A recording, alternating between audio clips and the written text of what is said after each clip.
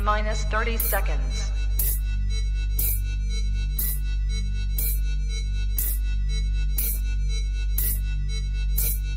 T-minus 20 seconds.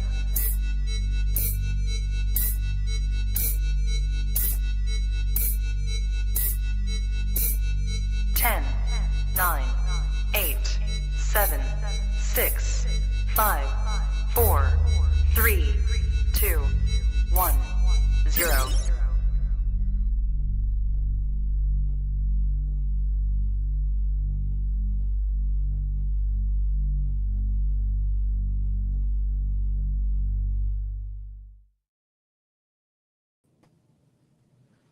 All right.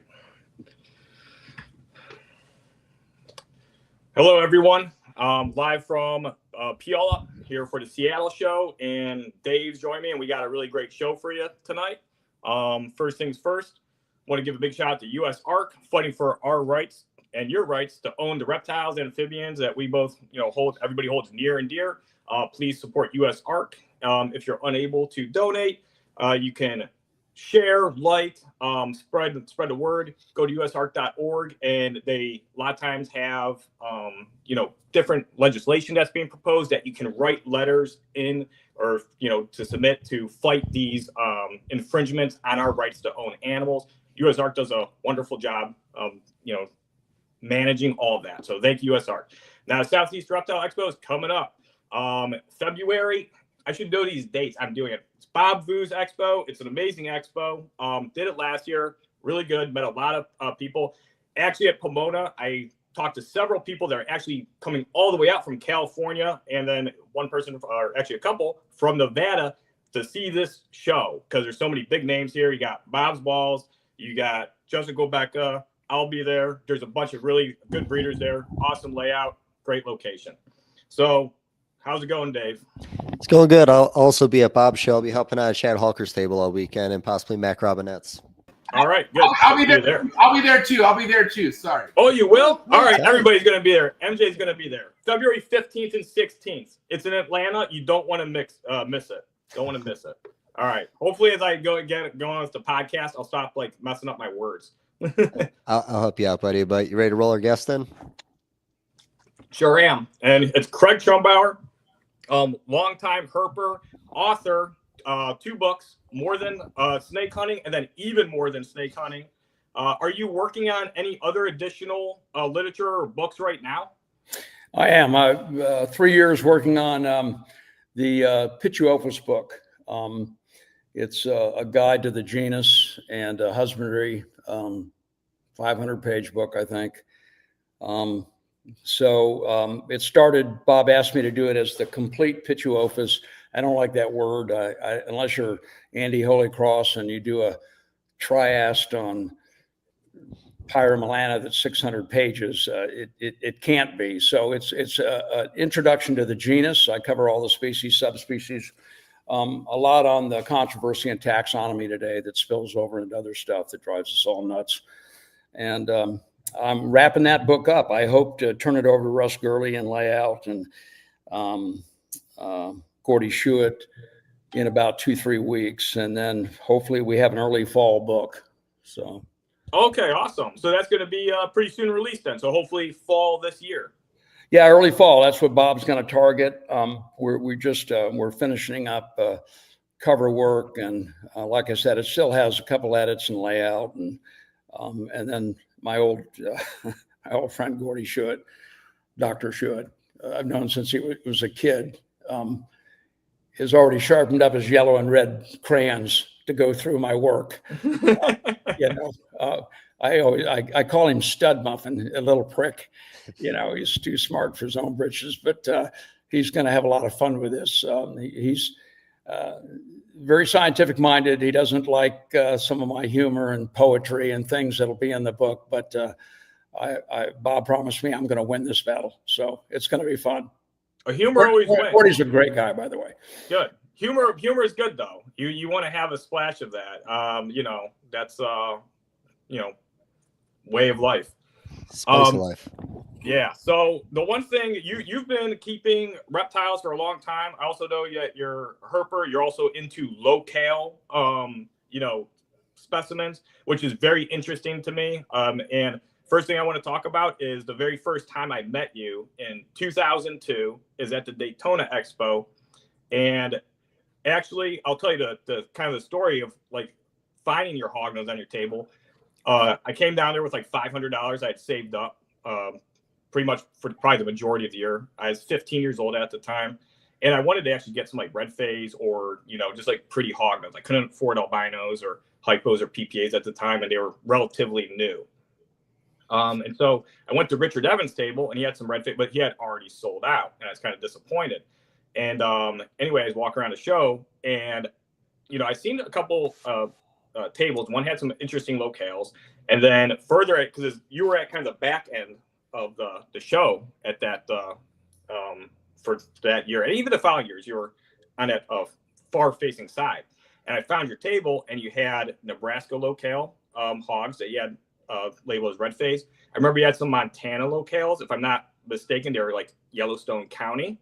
And then you had some New Mexico locales, and you had the one that you referred to as bronze back, and you had these really pretty ones. I can't remember the exact county of the New Mexico locales you had, but I did pick up the Nebraska locales from you. Not just that year, but the following year. And then I got some of your New Mexico hogs too. And so anyhow, and like I was telling you before we, you know, aired or before we launched the live, that I still actually have some of those locales. And actually I've worked them into all of my current red phase projects. Yeah, cool. Yeah, cool. That's really, really good to hear. I'm going to just jump in here because I heard something that I want to talk a little bit about. And, you know, I've done hognose snakes. I've kept and bred snakes for over 50 years, and I like them all. And I did venomous for a long time, mainly crotalids and boas and pythons and colubrids. And I really have a passion for all of them. There's just nothing that I really don't like. And hognose occupied a good corner of my time for a long time. Really love those things. But I'm going to jump in here, and there's a controversy today that we hear, and I'm sure you guys hear on your network. So we have two sections of people in these shows. We have locality or locality specific breeders that don't want to have anything to do with the morph people. And then we have the morph people who don't like the locality people. So I love both of you guys, if you're out there listening. And let me tell you something. Get over yourselves. I'm going to tell you a couple things here. So for all of you locality specific people, including myself, I have locality stuff. What we've done, we have taken an Okatee. I hunted Okatee years ago. And we took some nice snakes, and we've line bred snakes for 25, 30 years now. And we call them locality animals. So if you're truly breeding locality animals, don't you hold back the 5s? If you look at 1 to 10s, I don't. I hold back my 10s. You produce something in your collection, you'd be hard pressed to convince me that you don't look down and go, I'm keeping that one. That's a 10. So what we do over 20, 30 years, we're line breeding the best of the best. And in 30 years, they're almost unrecognizable. So the Okatee corns that you see today, and I have some too, that are just some of the best. You'd be hard pressed. You could, but you'd be hard pressed to find one in the wild that looks like that. And I think all of this is okay. It's just a natural thing. We have captive snakes, not to be confused with wild snakes. So when we say we're locality people, when you're breeding those Juno Alterna, you should be holding back the 5s. The average snake that looks like it comes from Juno Road. And you know, we don't do that. So for the locality people, just be nice. Be nice. The morph people are okay. They're not creating genes. Gregor Mendel, the father of genetics, and Bern Bechtel, my good friend, genetics guy, corn snakes, would be thrilled today. We're just fast forwarding genes, and the morph people are producing things that, you know, you stop by. I look at every ball python. I did normal ball pythons 30 years ago, but I look at those snakes and I go, golly, how do you come up with that color? Shark repellent orange, you know, the chromatophores that somebody found and developed. I think all of this is cool stuff, and it's all captive stuff. So let's take a step back and be nice to one another. This industry can't afford to to have, the handful of assholes that we have. And let's just be nice to one another, get along, and let's fight for, rights that we're losing. So I want to throw that in there before I'm, get too old and fall asleep here. So do the hybrid breeders fall into this conversation? You good with well, those guys? I was thinking about that, actually. All right, okay. I have some limits here. I have some limits. I'm not big on hybridization. Hybridization happens in the wild. I've collected, in one area, I collected hybrids of Scutellatus and Mojaves and prairies. Collected 3 different animals that were hybrids.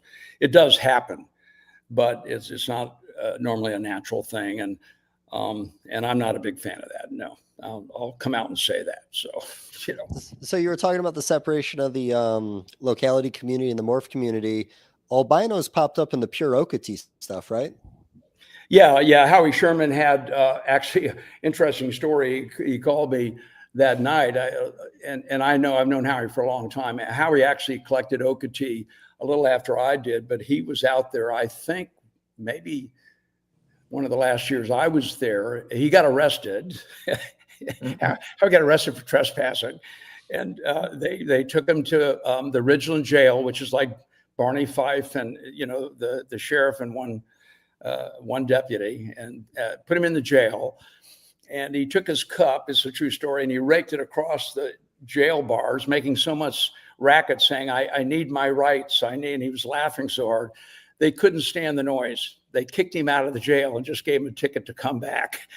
So a little humor in that, back in the day. But Howie had a long-term Locality corn snake who had produced nothing but normal phenotypes pop out of spontaneous albino. It does happen, and that was an important snake. And I didn't name them, but knowing Howie called them red zeps, and I've bred them. They're beautiful snakes, but they're variable, born small, kind of tiny, but spontaneous albino. Yeah. And what year was that? It's been probably seven years ago or so. Okay. Something like that. I jumped on it. I think Tony Dongera and myself and a few others, and we bred them. I have pictures of just phenomenal looking snakes. And it turned out to be, albinism is so variable.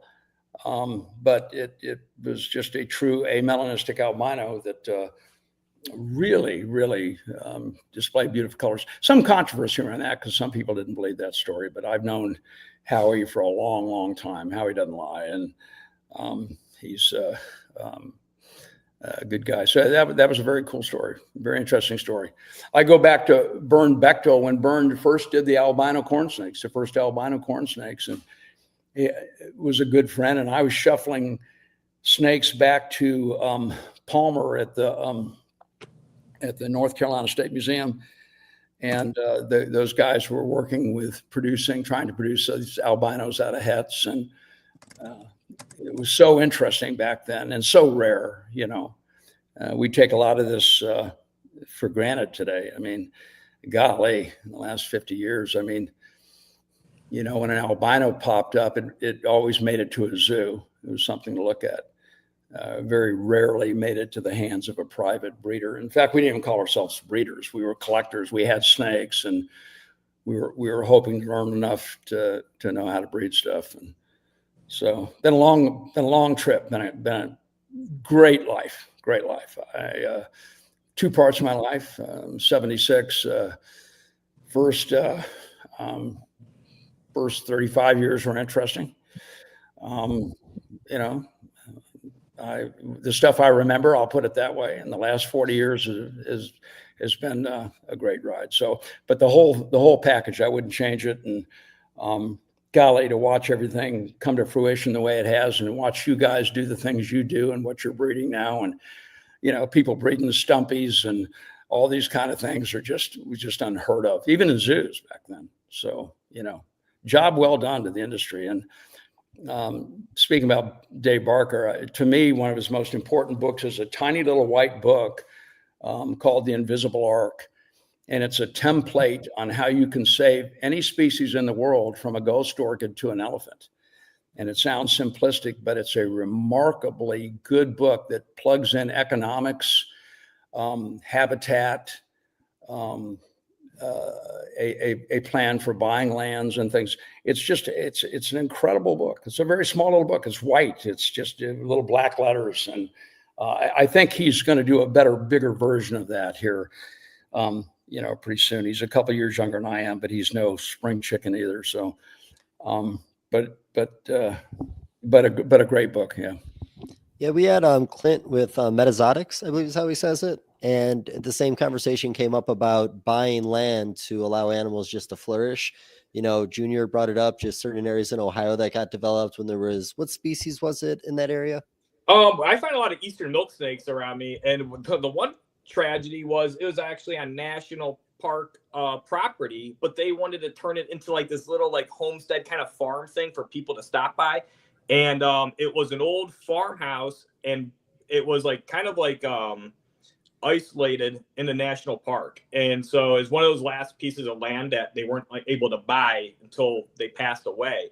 And so once they passed away and the park had bought that land, this large farm, they kind of left it as is. And there's this giant pile of junk in the middle of it. Parts of cars, old farm equipment, some stuff too big to lift. And there was a lot of boards and rotting stuff in there, and like boards with like shingles and just like kind of like, the earth reclaiming it. And we'd find a lot of eastern milks there. And when we found out they were going to bulldoze it, I talked to them and they said there's nothing they really could do. And they said that they were going to like try to do their best. I'm like, you can't remove that. That's a, snake habitat. They've made that their home. We'll remove it by hand. Like, you can't move all that by hand. Some of the stuff was too big. And so the very last day, we know there were some boards that were kind of like rotted into the ground, and we knew if we lifted them up, they'd be destroyed. So we never lifted them. So about 2 weeks before they bulldozed it, we're like, let's mess it up and just see what's underneath all this stuff. We got down to the one board, and there was a communal nesting site for eastern milk snakes. And there was a few other snake species eggs in there too. The ones may have been ringnecks. There's one small clutch of like eggs. It may either like a smooth green or ringneck. I think it's ringneck. And there was probably around 80 to 100 previously hatched eastern milk snake eggs. And there's still a lot of milk snakes in that area. It just sucks that they removed that spot. And I did see one dead milk snake going back to an adult. I had a few other good spots. So, I mean, I still have some good ones. Some of the best ones are still there. And then, there's still good eastern milk snake populations here and there. And actually Norm Dam, he knows this one person. And Craig, I'm sure Norm's been around for a very long time. Norm and I produced the first white-sided, I didn't name those, bull snakes, the first azanthics, and the first albinos. Yeah. From the Abilene Zoo. We did that. I knew you knew. Yeah, we did that together. Yeah. Norm's a great gentleman. And golly, he's older than I am, but he has some remarkable stories as well. He does. So, back to the point, about lands in David's book, we can pump all this money into saving elephants. When I was born, there were just millions of elephants still. And, there was a fraction of that left now, but it's really all about habitat. It's about, money. Everything's about money, it seems, but it's not. But, who is what state, what country, what province, where's the money going to come from to buy those lands? And for something like an elephant, you need a lot of land. So you run into that problem. But David's plan with applied economics and plugging all of that in, I won't go into all of this now, but it's a fascinating concept. And, you laugh at it, you read this thing and you go, it actually could work. It can work for anything. And I hope there's more of that. We have to be conservation minded. Look, I'm an old collector. I've collected my share of snakes from the wild, and I traded snakes for snakes I wanted, and sold a few. I wasn't real big on selling snakes. I didn't need to, but in the day, I mean, it's okay. But we're at a point now. There's enough of us breeders that you pretty much whatever you want, you can really go get and find, and write a little bit about it in the Pitch Office book. It's sometimes justified. So it's okay. I mean, I'm not saying I wouldn't lift a board and go, wow, I'm going to keep that and plug it in. But the day of wholesale, collecting and sort of thing needs to kind of be something in the past. And we need to be cognizant of really preserving those areas and that habitat. I mean, this country looked like Australia does now 100 years ago. And, if you go to Australia and you walk around, and I mean, there's just miles and miles and miles of habitat and land. And I grew up in Florida. It was like that in Florida. What a paradise, but different place now, So I just want to throw that out there. Everybody has to do their part. And I'll give a plug for USARK as well. We all want to protect our collections, and I think a lot of us out there, and some of you listeners, you probably can do more. I'm a woodworker, a wood carver, and Terry Vandeventer's a good friend, makes some really wonderful knives. One of the few master knife makers in the country. We team up. He makes a knife, and I make a wooden box with a carved lepidus or something on the top, and we're raising. Well, mainly because of Terry, but we're raising $6,000, $7,000, $8,000 a package now for USARK when we do that. And if you can't give, give something of your time or something of your talents or something, because as you know, we're under fire from a lot of different directions, and evidently we're going to have some more interesting theater to watch here if things come to fruition from some people, but let's hope not. So anyway, sorry. Yeah, no, well, you're spot on with that. And I say that all the time with USARK, where I don't always give the most financially every year, I always try to think of something unique to donate to the auctions, something that's going to hopefully make a little bit. And as you know, a lot of times at the auctions, the snake doesn't go very far, but something unique like your donation, means a lot to people, and it'll go for a lot of money. And, Junior will tell you all about it when we were at the, was it Daytona? Yeah, Daytona, when the BMX bike went up. Steve's morphs, that was amazing. The $20,000 bike, I think. Yeah, that Junior was the other bidder. He got it I up to. I like stuff with wheels, like the go-karts. Yeah, so I was like, there's a lot of and that's the thing. I was like, I could use it as a tax write-off. I think I'm pretty sure that one's pretty big, but it's a donation and advertising. So yeah, I was like, oh wow. I was like, yeah, I can't remember what it ended up going for. It's like in the low 20s.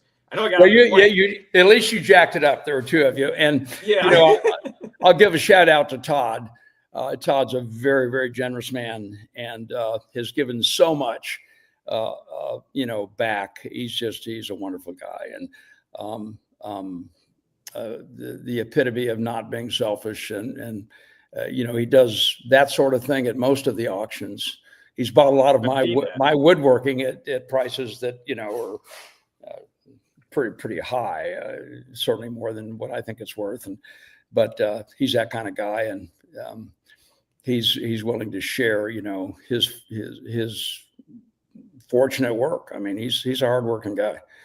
So, but yeah, you're right. Yeah, David, if you just give something of something out of your collection, I go in my snake room and I've got rows and rows and rows of memorabilia and shit that I mean, what do you do with this stuff? And you take something like that, you put it down the show, and all of a sudden it raises $100, $100. So we can all do that. It's economy's tough. It's hard for people to make a go at this. I always remind people, I tell them, I say, look, if you're going to do this, enjoy it. Don't quit your day job, because if you think you're going to get rich overnight doing this, you may. There are a handful of people I know that have, but it, as you guys know, takes a lot of work, a lot of effort. And when you make a business out of it, it's a 24-hour a day sort of thing. So you can find something out of there to give and keep this thing going. No, for sure. And last shout out, Adeline Robinson, with her custom pieces she'll do at the show. We all get to watch her the whole time. I was set up across from when she was doing the Bolins, and one of my favorite ones she's done. But no, like I said, the auctions are becoming more unique because of things like that being donated. So nice. She's just super. Lynn and I, she was at a small table years ago, and she was drawing bookmarks. Yeah. And I framed them. I have them in my house. I have a lot of artwork here, and I told her, I said, you're really something. You're really good. I work with wood, but you were really good. And to watch her blossom and bloom and then become a really good pair, those two are great, and they give so much of themselves. And she's really good. I wanted to bid on that Boland's little Boland story years ago. I was actually, you had Rich Isle, I think, on or something. Yeah, Rich Isle would know the story too. Rich was really into the boas at the very beginning when trying to produce albinos and hypos. And Tracy sent me some hets and things, and I think Rich was involved in that too. We produced some super hypos and albinos and stuff. But Dave and Tracy sent me a pair of Bolins back before Ari and all these guys, have researched it, and very, very, very rare snake then. We didn't know anything about it. I mean, obviously, very complicated snake. But I got them, put them in my big cage, and I came in on Christmas Eve, and they were locked up, and they were breeding. I was so excited. And I woke up the next morning, and the male was upside down dead. Oh. So there's so many jokes there. Some pretty crude ones, too, but there's so many jokes there. And I went, wow. That snake really got laid. But the horror to that story is I got to call Tracy, right? And I called Tracy. I said, "Gosh, Tracy, I don't know what to say. I feel terrible. They bred and he's dead." And I keep a pretty sterile collection, pretty good collection. And she just laughed it off. She said, "Oh, well, we've had a number of them. They just do that. They die very easily." And it was no big deal. It was a big deal to me. But we could talk all night on those snakes. Those are very cool snakes. And Ari Flagel certainly cracked that nut open, and we learned a lot from him. Did that Bolin seal end up laying eggs? No, it did not. Oh, okay. She ovulated, but there was nothing there. So, sent her back. But golly, a very, very different snake.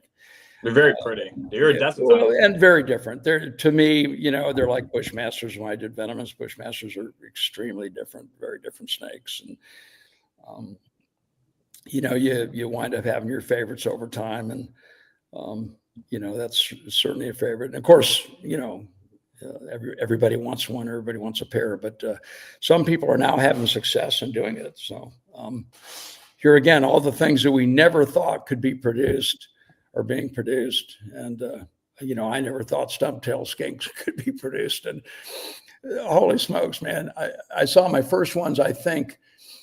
I lived in San Francisco in the early 70s, and not Western Zoo, but East Bay Vivarium, Ron Cobble, had a place over there. And we would always, we would meet over there. And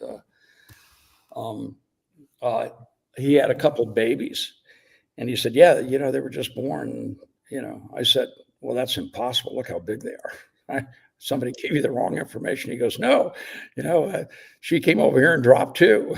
And to this day, I look at those babies, I go, wow, that's pretty impressive birthing and pretty cool. So a little side story on Rod that I tell on some of these podcasts. I had an old friend that lived in San Francisco. He's dead now, and long story. But we were over there because he got some of the first nigritas that came into the country. And there, 7 black king snakes there, and we're all in a circle, and we've all said, well, we want one, or we want 2, and we want a pair. And so Ron's going to sex them, and he pulls out some Pilstrom, the old orange box probes, and he probes the first one, and he sticks a probe in his mouth and lubricates it, and then he probes the second one, sticks in mouth, and I'm elbowing the two guys next to me, and I'm going, God, are you watching this shit? I go, oh God, man, and I love Ron, but it's a true story, So, Yeah, that's old school right there, buddy. Well, it's funny, man. Those days were so exciting because things would come in that nobody had ever seen, and just so much stuff was happening back then. It was really cool. So, but that's a funny story. I think that made it to Michael Berger's book somewhere in there. So I haven't talked to Ron in years. He's probably disowned me on that one, but that's a funny story. I mean, I don't know. People were pretty screwed up back then, so I don't know what was involved, but that's a true story. Yeah, I always say, when you look at the hobby now compared to back then, it was a certain kind of personality that got into the hobby, and it was a little stereotypical. And nowadays, you have these like lawyers and businessmen and pharmacists get in the industry, and they're all straight laced and they have these nice logos. And then there's the other half, the old school half, that's just being a little goofy in the background, if you know what I mean. Well, yeah, I mean, I have a small eclectic collection of things I like. So some of them aren't worth anything, and some are. And mostly, I go to Daytona to see people. I put a few things on the table, but I don't advertise. I'm really not a business, but I have those people that you're talking about, David, the lawyers and the docs, and they say, hey, Craig, what are you breeding this year? And, they don't want to go to a show. They don't want to look at a braided braid like I had back in the day, or a beard or a piercing, or pretty straight people. They just don't want to get in that crowd, but they keep a collection, and they want stuff, and they call you up, and it's kind of interesting. It's I try to encourage them to, come to the show. They're not going to get any cooties on them. We're a pretty good bunch of people, and I love how diverse we are, by the way, as well, as a group of people. Oh, of course. Honestly, I think it's an amazing community, to be honest. It really is. The world needs, could take an example. We need a kinder world. We need a more tolerant world. Everybody has the right to be who they are and what they want to be. And we represent that. We really do as a group. And I think we represent it proudly. I think we do it very well. I think everybody is who they are. And for the most part, everybody's pretty good to everybody. And if you could splay that out into world politics, and we would certainly be a better world and a better country. So, yep, I agree with that. Yeah, definitely. So I don't want to rewind too far, but what was the first rock you flipped over? Like, what is it that even brought your attention into reptiles? All right, it's a good story. So I've had several careers. I was a teacher at one time. My first salary was $6,700 a year. I don't think teachers make much more than that now. It's just horrible. It's our most valuable commodity in the country is a good teacher. So I lived on Little Rock Air Force Base. It was 58, I think, 1958. My dad was a very celebrated World War II P-51 pilot, and he was stationed there. And I went down to the creek with my BB gun. And I saw a ribbon snake, and all snakes are bad. And my dad didn't like snakes, and I shot the ribbon snake, shot it like 10 times. And I was talking to a bunch of my classmates the next day, right before school, and I think it was my 5th or 4th grade teacher heard the conversation. And listen to this. This is really cool. She said, well, why did you kill it? And I said, well, it's a snake. And she goes, you go to the library, and you're going to do a book report on snakes before the end of the day. This is a true story. And I went and I got Carl Schmitt's old little handbook. And I buy them, by the way. Mike Crick sells them. Every time you got them, I give them away. It was my first entrance into the snake world, and these colored plates. And gosh, I did that report. And now I went back down the creek and I caught the next ribbon snake. Brought it home. My mom said, well, your dad hates snakes, but we'll put it in an old tackle box and we'll keep it. And, it's like, what do you feed it? And that kind of launched it. I had a very tolerant mom, and my dad was tragically killed the following year. Had a huge impact on the first 30 years of my life. I was with him when he was killed, and no therapy or anything back then. You just toughed it out, and quite a time. But I was sent out to live with my grandparents on the farm in Missouri. And when I got there, my grandfather didn't have much to say, just handed me a 22, a rifle. And I shot the shit out of everything that lived and moved. I was so angry, upset, didn't know, after everything had happened with my dad. And I blew the wing off Mockingbird, and I sat down, and I remember looking at the bird, looking at me, and I asked my grandmother, I said, is the bird going to live? And she goes, no, it's not. She goes, why are you shooting all these animals and killing them? And I remember, I tell this all the time, because like yesterday, I put my face into that old cotton apron and I sobbed for hours. It had to do with my dad, of course, and everything else. And I put that gun down, and she said, you talk about snakes. She goes, why don't you go down to the creek in the back 30? And she goes, there's snakes down there. And man, I did. I went down there. I started catching snakes, and I didn't know what they were. And she took me to the library. We figured it out. I started a snake collection that summer, and I wrote about it in a book, some pretty funny stories. But long story short, a teacher, a grandmother, a tolerant mother, those people who allowed me to do that. It was unheard of to bring a snake and put it in a box and have it as a pet, or people just didn't do that. You had a fish or a turtle, from the dime store. And golly, man, it just launched from there. It just took hold. It feels like yesterday. I still feel that way. I'm so passionate. There's not a damn thing I don't see that I want. I'm trying to cut down. I fish and game papers. I count my snakes, and I guess. I go, yeah, I'm down to 50. It's great. Well, 84 the other day. I count and I go, wow. I mean, little compared to days past, but that's okay. That's okay. It means I'm still alive at 76. I'm still passionate. I love this stuff, and and I hope I'm like that the last day of my life.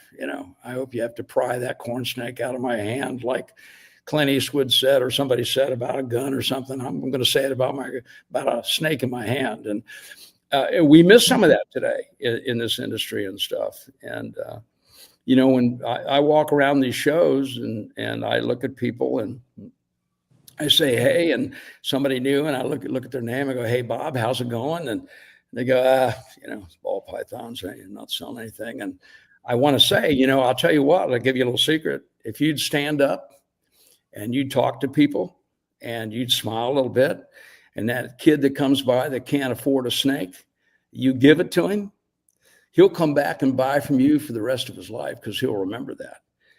And look, it's a business model. I'm not a business, but it works for me. I sell everything that I produce before it even makes it to a show, because I think my passion does that. If you really love what you have and you love hognose snakes, and you pull a hognose snake out and you're showing kids the scale and everything else, and look, it sounds a little corny, but it works. We need more of that. And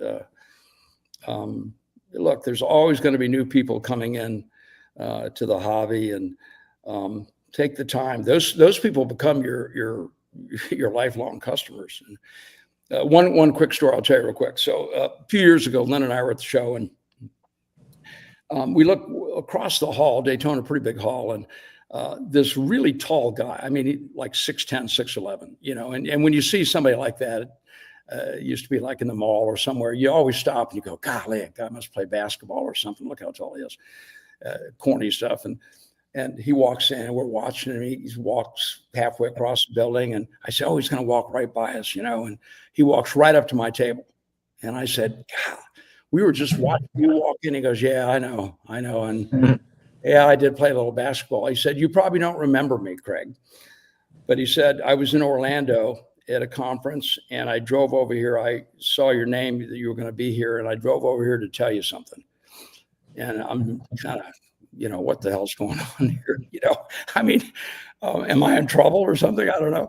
And He looked at me, he said, you know, my mom and I were here years ago, and you had a couple Okatee corns on the table. You had some corn snakes, and I really wanted one, and my mom couldn't afford it. And you gave me a pair, and I don't even remember, and certainly no big deal.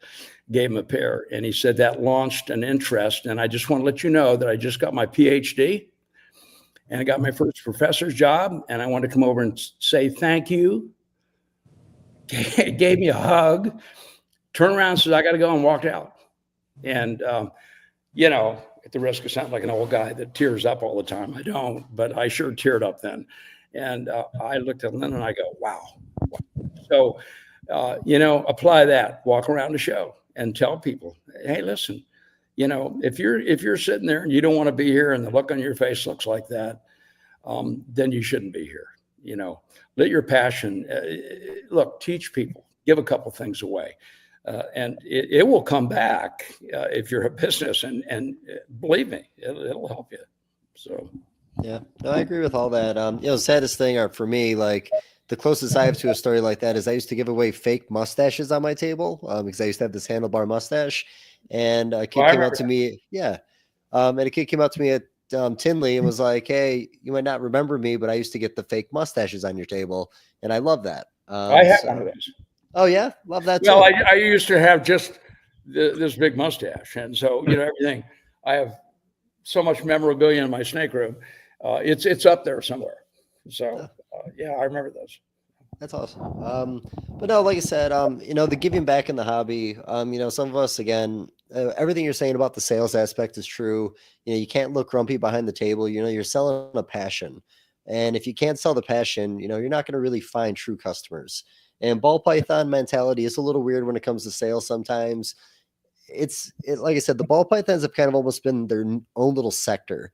You know, it's a higher end market. A lot of things revolve around ball pythons, and I respect the shit out of ball pythons. We'll never have paint jobs like we have in that species and anything else. But, you know, it's the old days where you could sit behind the table, look pissed off, and have a $20,000 animal, and it's going to sell because you're the only guy that has it.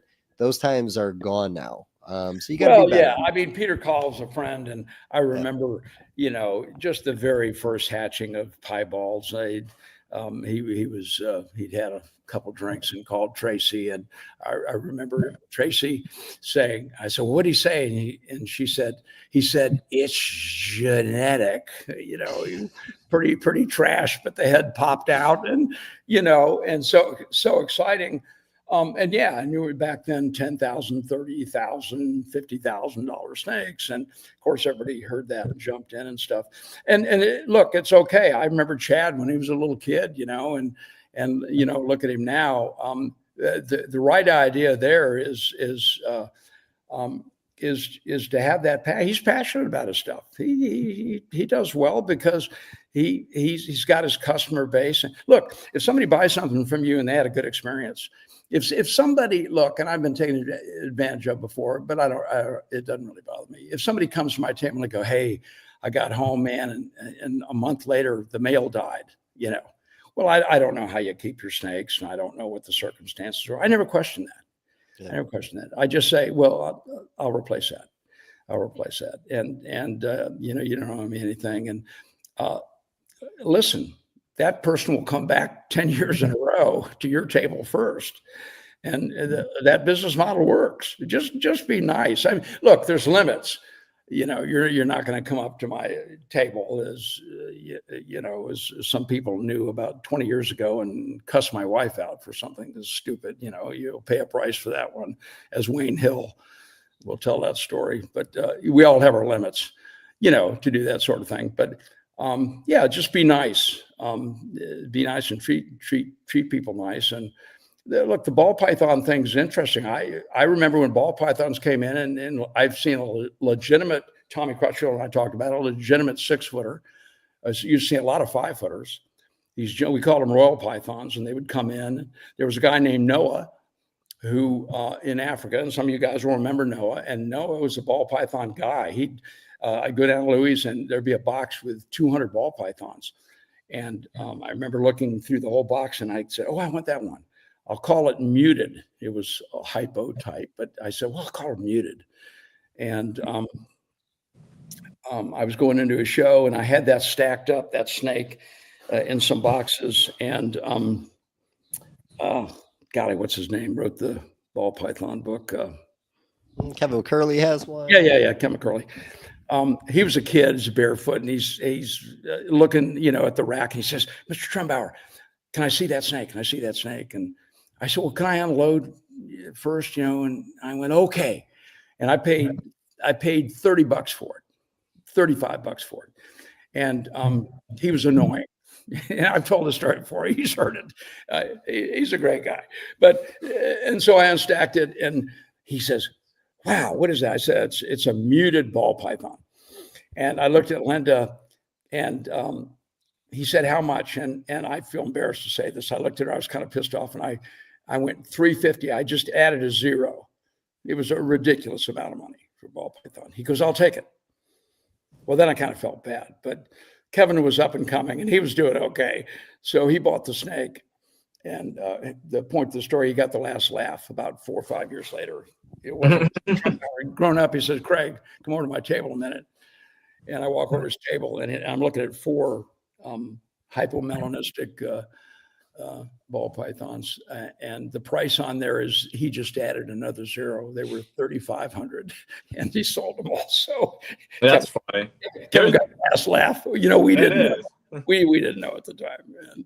That's funny, because again, you added a zero, then he added a zero on top of that. Well, yeah, it's almost like, you bastard, I'll just add a zero. If you want to buy one, it'll cost you $3,500. But it's a great story. He's done well. And this Pituophis book I'm doing is certainly not, I'm not naming every morph. I'm not naming 700 morphs and how to create each morph.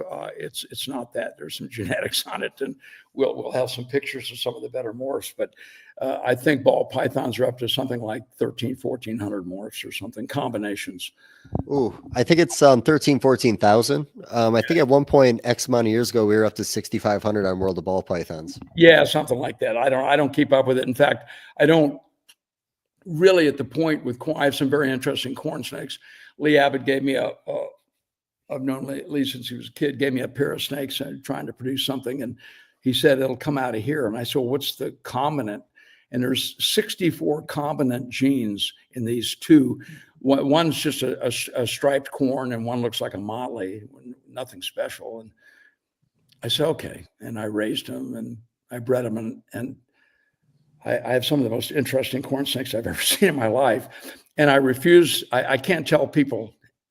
I say, go over to his table and ask him, because he'll tell you, because I can't tell you. There's 64 genes in here. I have a solid green corn snake. I have a solid, I love that term, shark repellent orange corn snake, just solid.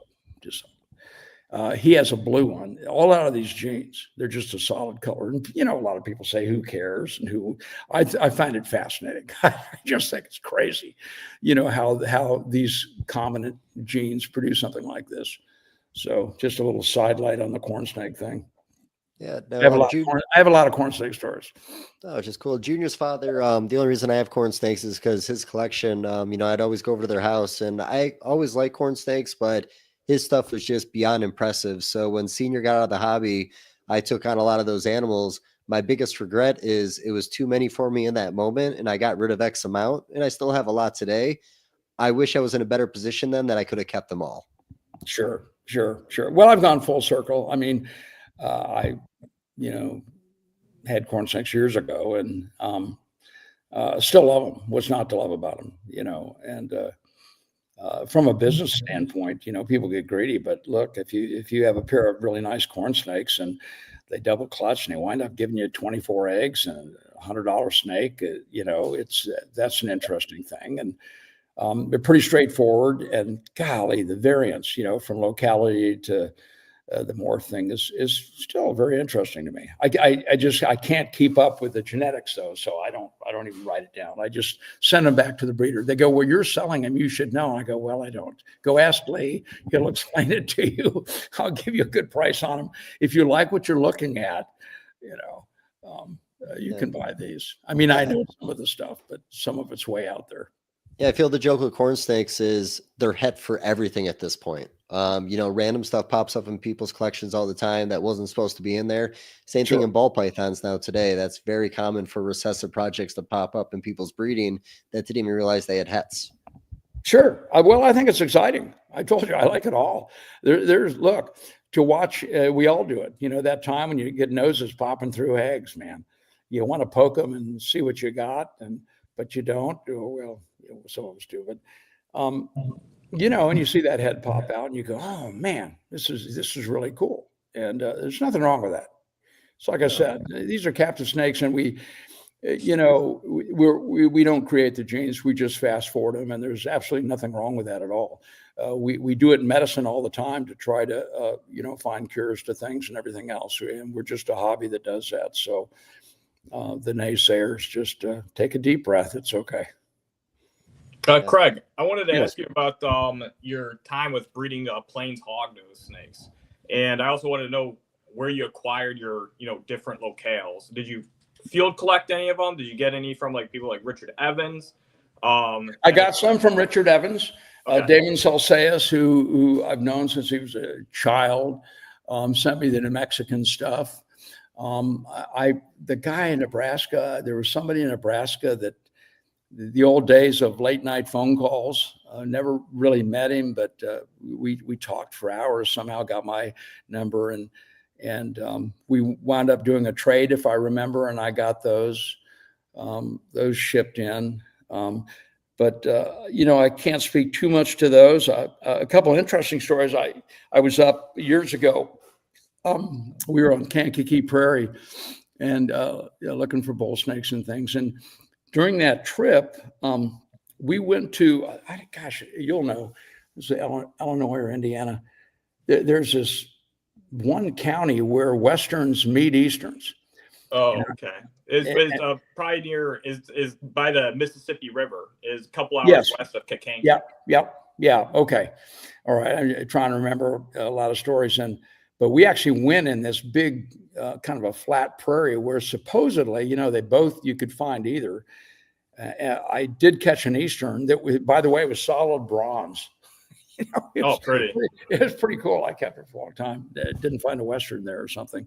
But, most of my work really wound up being with Kennerly Eye and Mexican hognose snakes. I found them very unique, fascinating, and really figured out how to find them and have a lot of stories, wrote about them in my books. And Lynn and I would go out all the time and look for them. An interesting side note on those things is that Linda was coming back from Sanderson, and about a mile out of town at the intersection of 90 and 385 on the east side of town, she stopped, and there was a dead little snake in the road, and she'd always pick it up, bring it home, and it was a hatchling Kennerly Eye. And I went, wow. And so the next day she had to go back. She came back, found two more there, and one was still alive. And I go, God, it's like 5 PM, 100 degrees, asphalt is, baking and wet. I go, this is crazy. Well, I started driving out there in the afternoon, and I was catching baby hognose snakes like you wouldn't believe. And I go, this doesn't make sense. Nobody would be out here looking for any herp. It's that hot. I was down in the swell of, where there was a ditch, trying to see what are they feeding on something, or where are these things coming from? And really got interested in them, and found 3 or 4 different unique populations of them, found a little bit of differences in them and stuff. The Pinto Canyon Road, 2810, if you take 67 south out of Alpine to Marfa, and then you take 2810 that goes down to Presidio by way of a 30-mile paved road, and then 13 miles of a very treacherous, rocky, almost 4-wheel drive road. And that was one of the most unique areas to collect for so many reasons. Luteola, the Big Bend box turtles were down there. And after it rained, ranch trucks would hit toads and spadefoot toads, and they'd be on the road, smashing the road, and you would see these box turtles in the morning peeling them off the road. You know, I the first time I saw it, I said, God, what's going on here? This thing is it's just flattening the road, and it's just trying to peel it off the road, and it ate it. And that was pretty common. So after a big rain, boy, you'd go down there and you know, I rarely would keep them. I had one for a pet for 10 years, I think, but real beautiful box turtles, and a big population down there, a huge population of Kennerlii. And I'd go down there from 8 to, it's like somebody would shut it off from 8 to 12. Wow. 12:01, nothing, you know, and a great road. So many stories, subox down there, just lots of different things. A prairie rattlesnake population I found that nobody really knew about, small population. And you lived in West Texas during this time. And how long did you live in West Texas that you'd go and herp these areas? 10 years. 10 years, okay. We bought a 100-year-old adobe in Marathon up on the prairie and rebuilt it from the ground up. We loved it, and built a big snake room and had a wood shop out back that Bill Montgomery, the artist, you know, he bought my shop in the back and still does some of his work there when he comes out west. But, you know, we had a great ride there, and I was out almost every evening, every night. It's a place I just almost grew up out there. You know, every summer, every chance I got, I went out there. And but, you know, got old, time to come back, family, didn't have any grandkids. Then all of a sudden, you know, I got like 13 between everybody, and time to come home and share some of that. And I'm glad we did. We're about 10 miles north. We're about 7 miles from Georgia. We're on Lake Iamonia. In fact, right across the lake is Tall Timbers Research Station, where Bruce Means did a lot of his work on rattlesnakes and Means Eye and stuff. But it's a great place, great herp town. And, you know, Florida State University's here, so you have a few academics here and stuff. But that was actually something I was going to bring up before when you brought up Noah. I met a gentleman, I think his name was Mike, and he went to college with Noah at Florida State, and he claimed that early on, before Noah even thought about collecting or getting into the ball python thing, it was a seed that he had planted. So I've been trying to get those two together for Sun in the future. I thought it'd make an interesting conversation. Oh, that'd be great. I'd love to hear that. Yeah, I'd love to hear that one. You know, I mean, before the shows and the network and social media and everything, you know, there were a few places. One of the first places was Bill Chase. He was an animal dealer in Miami. You go down there and you'd walk in, there'd be elephants, hippos, anything you wanted, you could buy. And of course, legislation back then was nil. So if you wanted an elephant, you come pick it up. You'd have to figure out how to get it and where you're going to take it. And you know, we can all talk about the ethics to all of that sort of thing. And there's some good and bad in that stuff for sure. But he had a little snake room. And, you know, we weren't really thinking about breeding. If he had a Levantine viper, I mean, like, what the heck is that? You know, you're trying to figure out the literature, very, very little literature on it, and hard books. And you catch local stuff and go down and trade. And Janet was she was a girl who worked there. Had this really strange association with animals. She liked big cats. I remember I walked down there in Chase's one day, and she goes, "Stop, Craig, don't move." And you know, that kind of, okay. And there's this black leopard, melanistic leopard, walking up to me, and she goes, "Well, this is," I forget the name, but she goes, "I'm working with her. She's doing pretty good. She bites once in a while, though." And you're standing there with this thing with green eyes, man, smelling you. And, you know, it was crazy times just walking around the shop and stuff. But anyway, Chase, an old guy, and he didn't really particularly like snakes. He didn't want to work with baby snakes. So anytime there were live bears, you know, or even eggs or something, I got to know Janet pretty good. She'd call me up and she'd say, "Hey, there's some Puerto Rican boas that just dropped babies." And I went, "I'll be there," you know. And so I got a lot of stuff that way.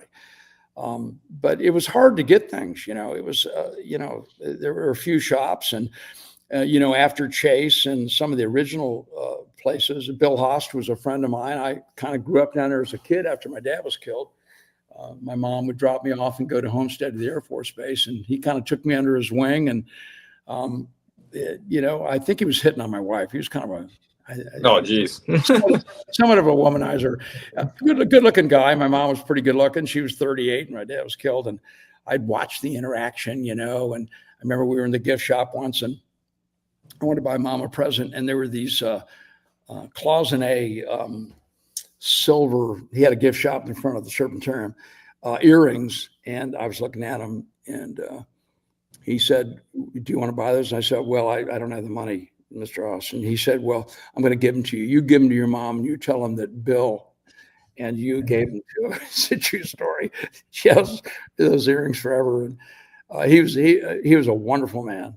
I've got an old picture hanging in the room with a little inscription to me. And gosh, I could run around there and see stuff. And he was a really cool guy, very smart guy. He really got shut down because he wasn't an academic and he wasn't an MD, but he was doing some really incredible research with venoms at the time before anybody had jumped into that. In fact, some of his work actually got picked up by legitimate people that did some hemolytic work on some hemorrhaging work. I think it was Malayan pit viper venom they were using in some anticoagulant studies, but he was responsible for that and some other things. Sorry for the interruption, folks, but a quick word from our sponsors. Longevity is one of the biggest things I strive for when it comes to thinking about being a part of the reptile industry. That's why I'm very proud about today's sponsor, Mark Bailey over at Mark Bailey Reptiles. 40 plus years, full-time reptile keeper, enthusiast. This guy, you can catch all his amazing ball python projects on Morph Market. So make sure you head over to Morph Market, and that's Mark Bailey Reptiles on Morph Market. See what he has available currently. And I gotta tell you one thing, he's one of the biggest and most respected ball python breeders we have today in the ball python game. So shout out to Mark Bailey over at Mark Bailey Reptiles. Thank you for all the support. And again, make sure you head over to his account on Morph Market, see what he has available. Thank you so much, Mark Bailey over at Mark Bailey Reptiles. If you're in the ball python game, then you know one of the biggest buzzes going around the hobby as far as reptile shows go is the new Southeast Reptile Expo being thrown by Bob Vu and his crew. Thank you so much, Bob, for being a part of this year's sponsor on the Trap Talk Reptile Network. Very excited to collaborate with you. I'm excited to actually be heading over to Southeast Reptile Expo in February, and that's February 15th and 16th. You can catch me there. Now head over to Southeast Reptile Expo on Instagram and check out Atlanta's #1 reptile show, the newest up-and-coming, most exciting show around in the reptile hobby, and who else better to throw it than Bob Vu.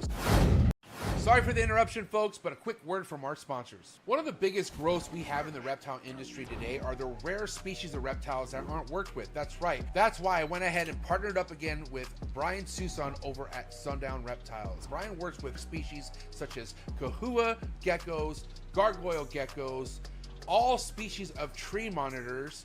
He works with Abronia and many other cool species geckos that you can check out all on his website. Head over to sundownreptiles.com, see what he has available. Brian's one of the best doing it in the reptile industry today. He's been on the show multiple times, so make sure you check out all of Brian Susan's episodes on Trap Talk Reptile Network. But more importantly, for the highest quality of captive bred reptiles, make sure you head over to sundownreptiles.com and make sure you give him a follow on Instagram. Thank you again, Brian Susan over at Sundown Reptiles.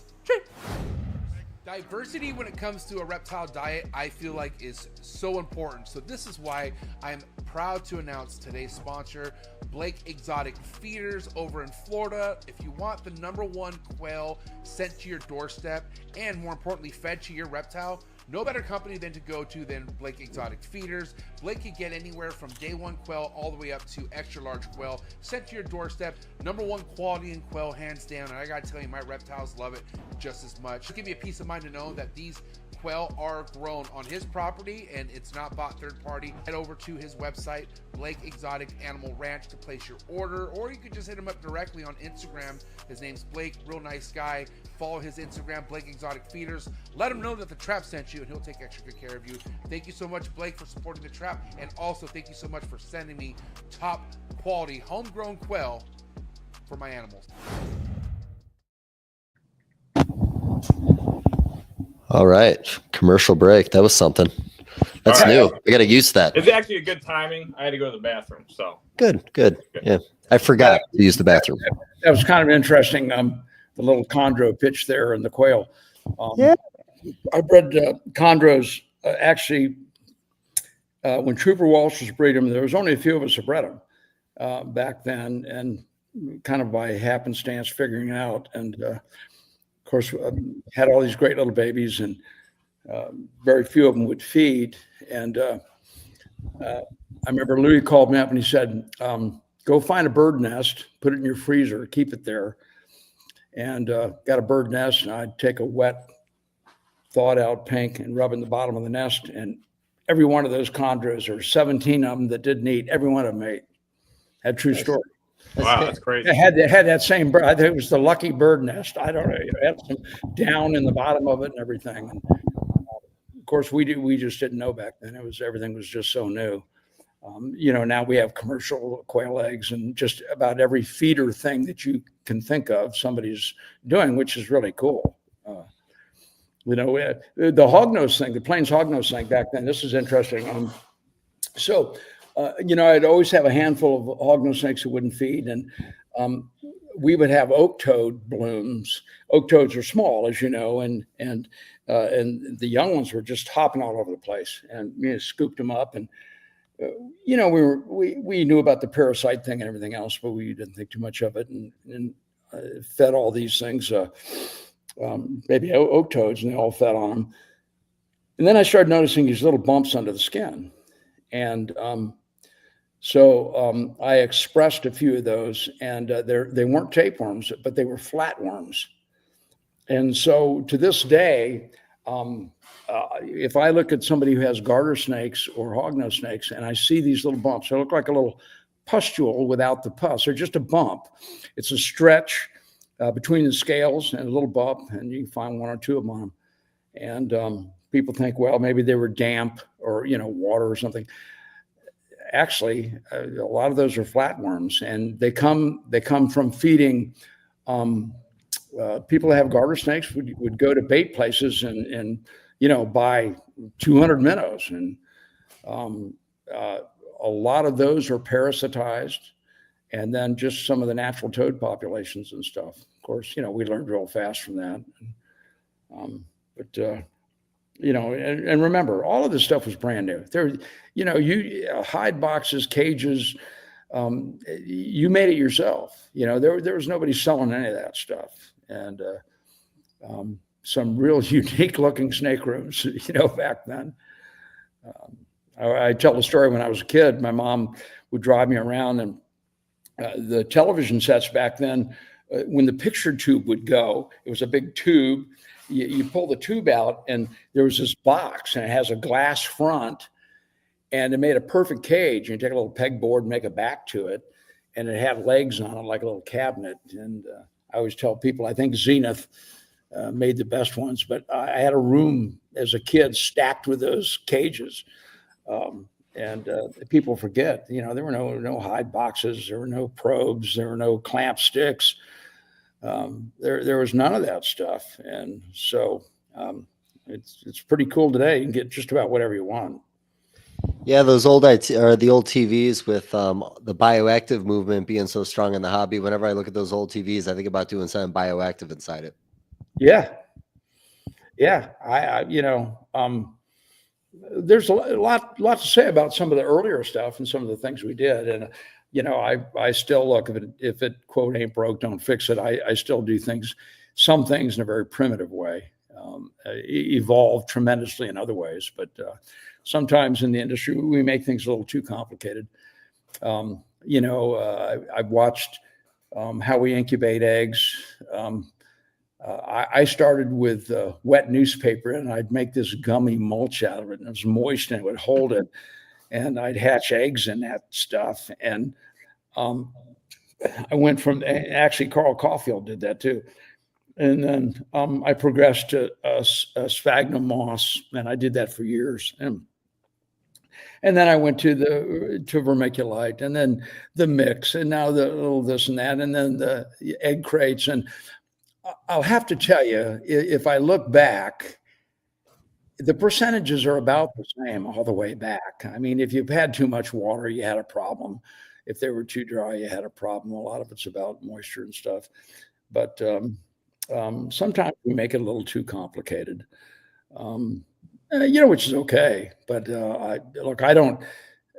I've been doing the same thing for a long time. If it works for me, and I write about this in the maintenance part of Pitchiofa's book, there's other ways to do things, and everybody does something different. And just because the newest thing comes along doesn't mean you have to change if it's working for you. I never understood that. I'd ask somebody, I'd say, well, I thought you're doing pretty good hatching, aren't you? Why are you going to change? He goes, well, this is really a cool way to do it. And I go, well, if it's not any easier and you're hatching 80% of your eggs, why are you going to change? Yeah, I remember reading some of the old literature, whether it was python breeding or boa breeding, and you would see something about putting the snake in a bag, driving around the neighborhood, and putting it back in. It would start breeding immediately was the claim. I don't know anybody going through that kind of trouble, but I will say I did drive a snake from North Carolina to Buffalo, New York, that wasn't eating for about 10 months. A friend of mine down there was struggling with it. I took it up, got it home. 15 minutes after getting home, I threw a rat in there, ate it immediately. You're not alone, brother. There's so many of those stories.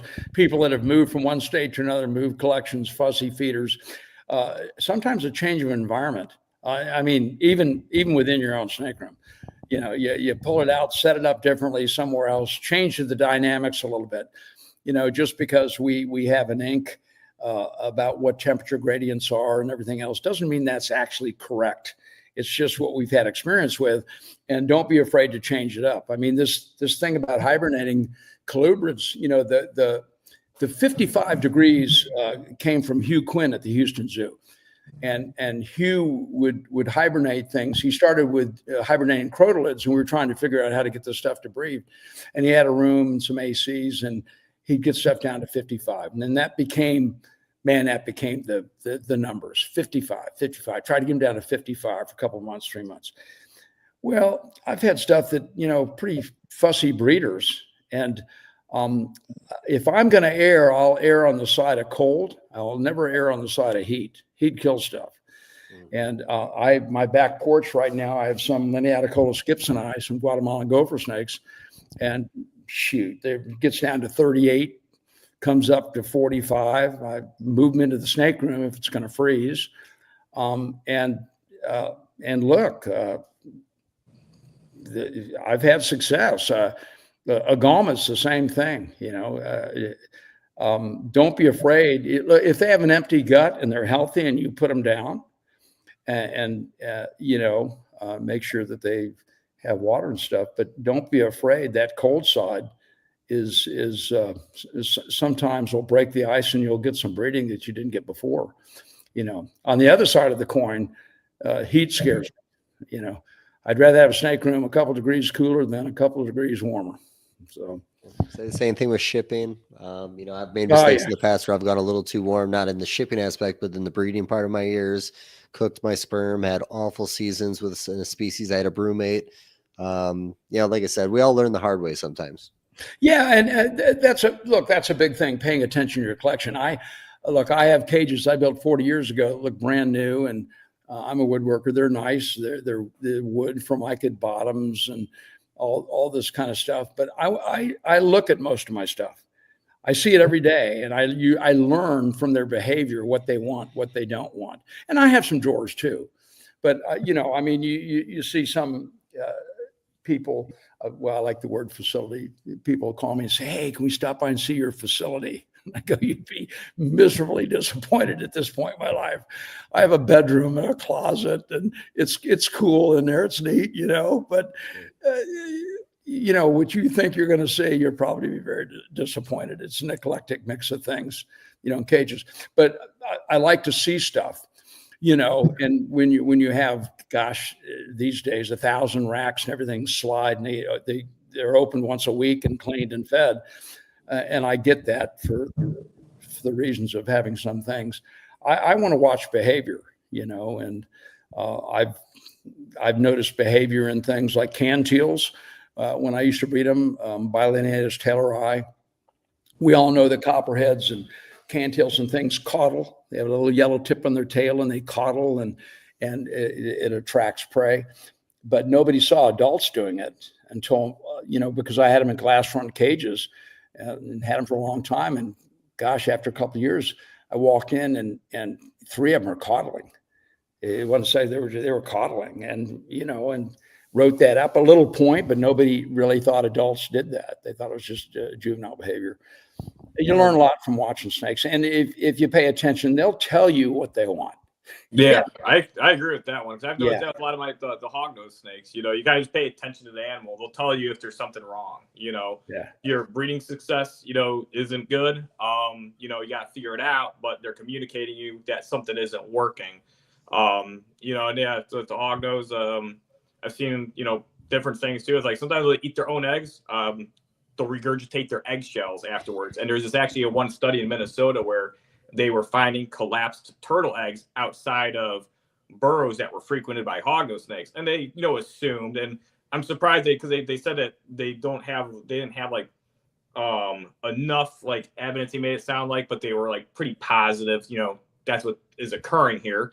And it's like, well, actually, I've seen that in captivity. It looked the same, but it's just with their own eggs when they ate some of their good eggs. And I actually wanted to ask you about because I know you said you like Kennerli a lot. Do you still have any locale Kennerli currently? I don't. There's okay. I'm trying to think of the guy in England. I sent him the last stuff I had. I sent to him.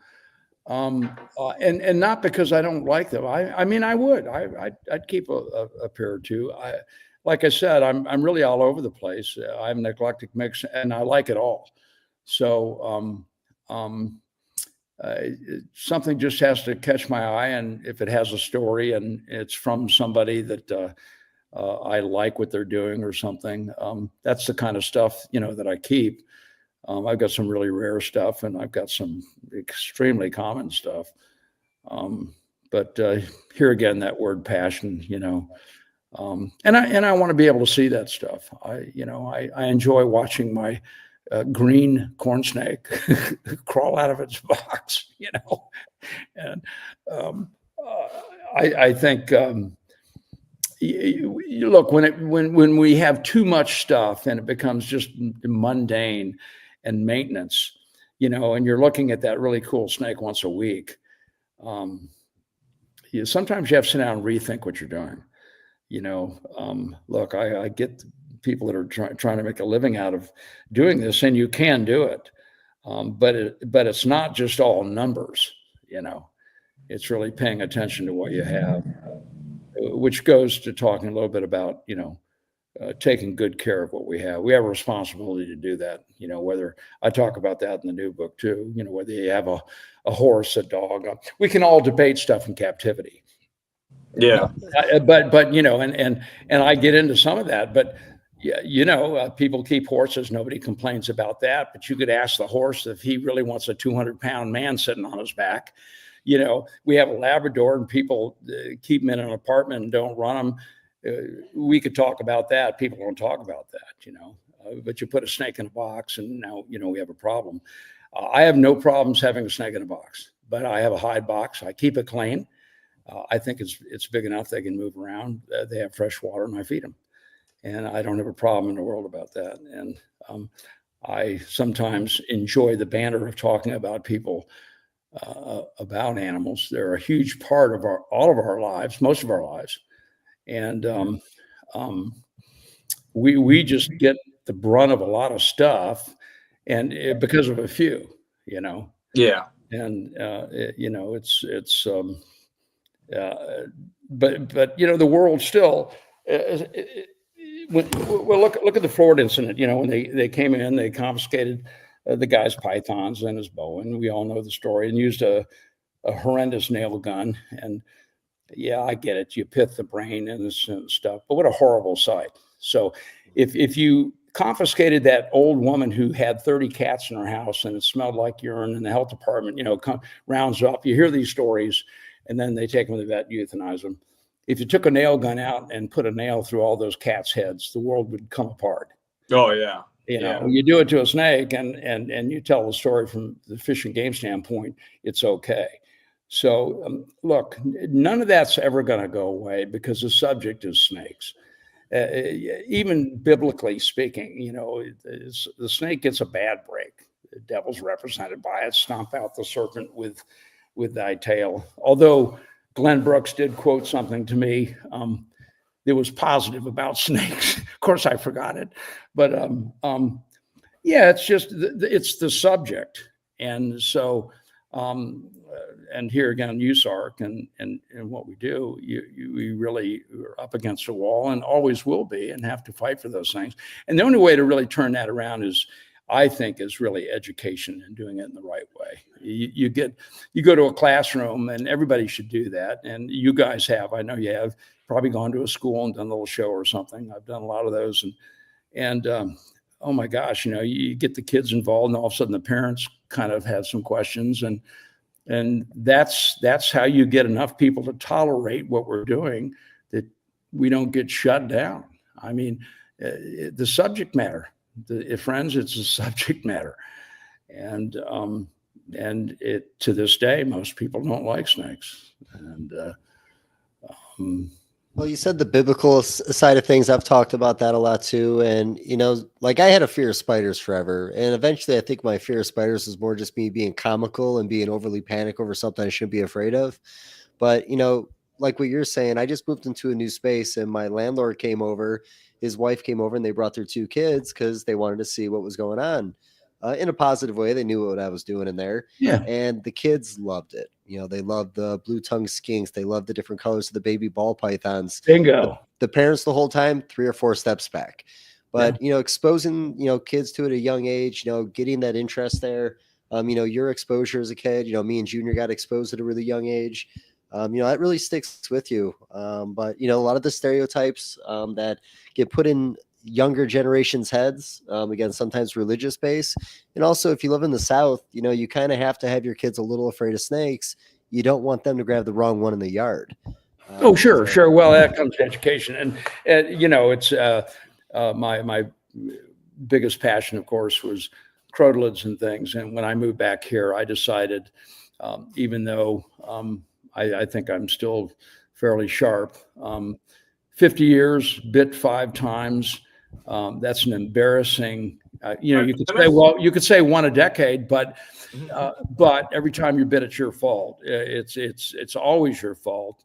And it's a badge on your chest that says you're a dumbass. It's not something to brag about, like on social media and all the stuff that you see. It's ridiculous.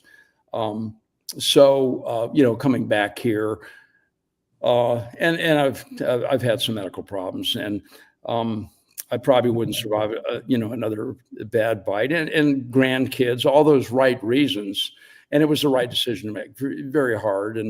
But because I love it all, not one-dimensional, man, there's no snakes or corn snakes, or, there's everything out there. And so I try to encourage people not to really just get trapped, into that one thing. I mean, Chad and all those other guys had other interests. They had other snakes before they settled into what they're doing. And that's cool. That helps you kind of understand all of it.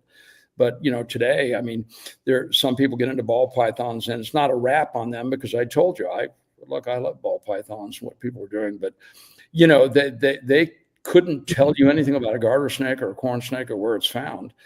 They just know morphs of ball pythons, and I guess that's okay, but there's so much more than just that. So that's a great thing with your landlord and stuff. When you take that time and you do that, look, for kids today, I mean, it was tough enough when I grew up, but look at fentanyl and all the shit that's out there today, and kids, growing up. There's a lot worse things, I tell parents, than having 5 aquariums in a kid's room and have him totally involved in his snake hobby.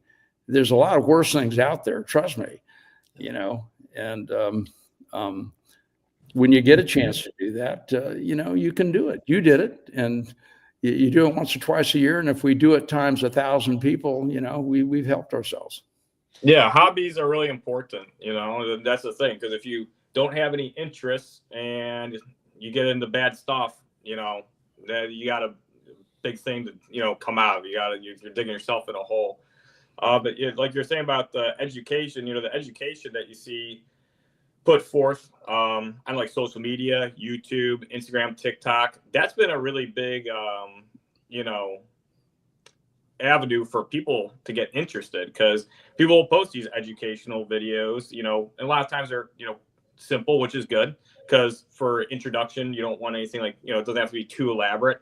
And then people start seeing snakes and everything. Because like when I was, younger, if I was out in public and I was talking to anybody about like a hognose snake or anything like that, nobody, would know what that was, or they, if they heard me saying anything like, or talk about snakes, they just give me a weird look or just ignore me.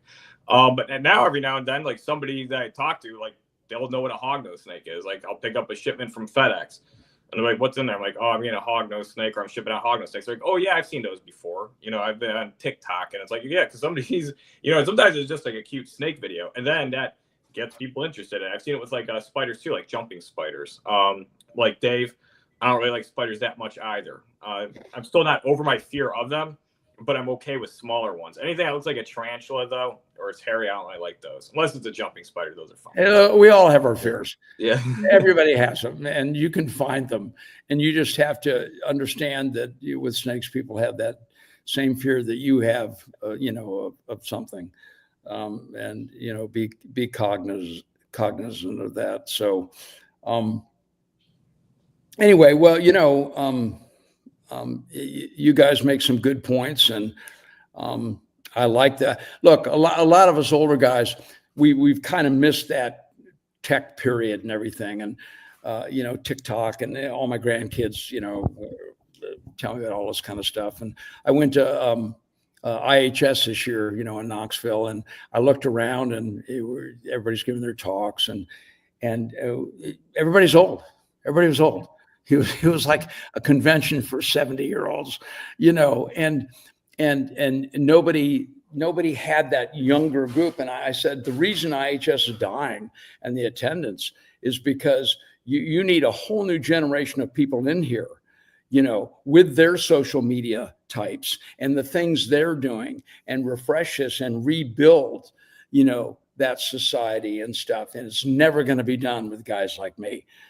It's just the natural thing of evolving and getting older and stuff. But you make some really good points. I mean, those what great learning tools today compared to when I grew up. I mean, you had to have someone take you to the library, and Yeah. I hate to tell you, half my collection back when I was a kid is stolen. I've got all the side of the pages. I have to turn everything around because you get somebody like a Harry Green or someone that comes in, looks at stuff, and they go, "Those are library. Did you steal those?" And you go, No, I don't steal.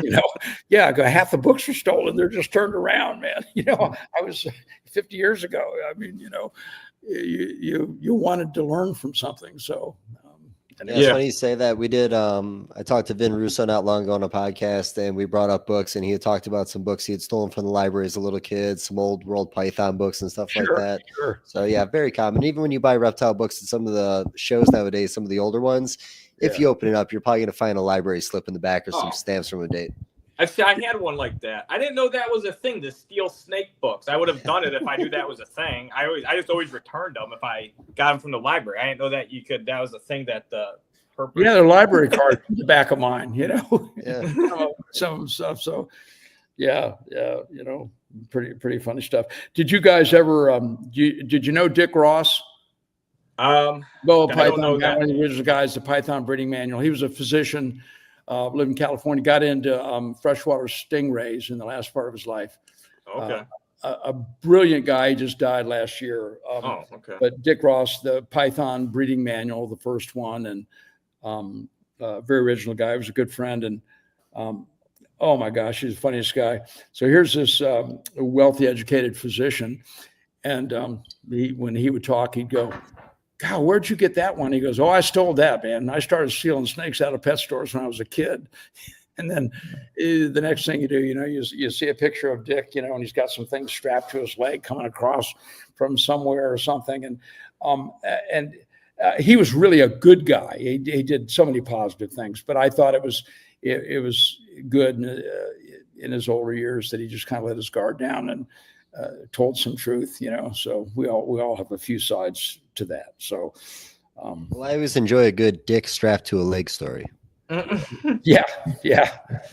But the hobby's come a long way, because like when I started as going to shows as a kid, I was going to the NOAA, Northeastern Ohio Association of Herpetoculture, and it was right before the internet caught on real big with people posting animals and as an avenue to sell them there, and websites is right at the beginning of that. And so the one thing that was cool was to see, a lot of imports, more locality specific animals. And then, like you said, the locale stuff has kind of disappeared. And I've been getting questions about that, a little more, as of recently, if I have any locale plains hognoses. I do have a few, but I do miss those years of going to Daytona and then discovering, little projects people had that you didn't know about because it wasn't posted on the internet.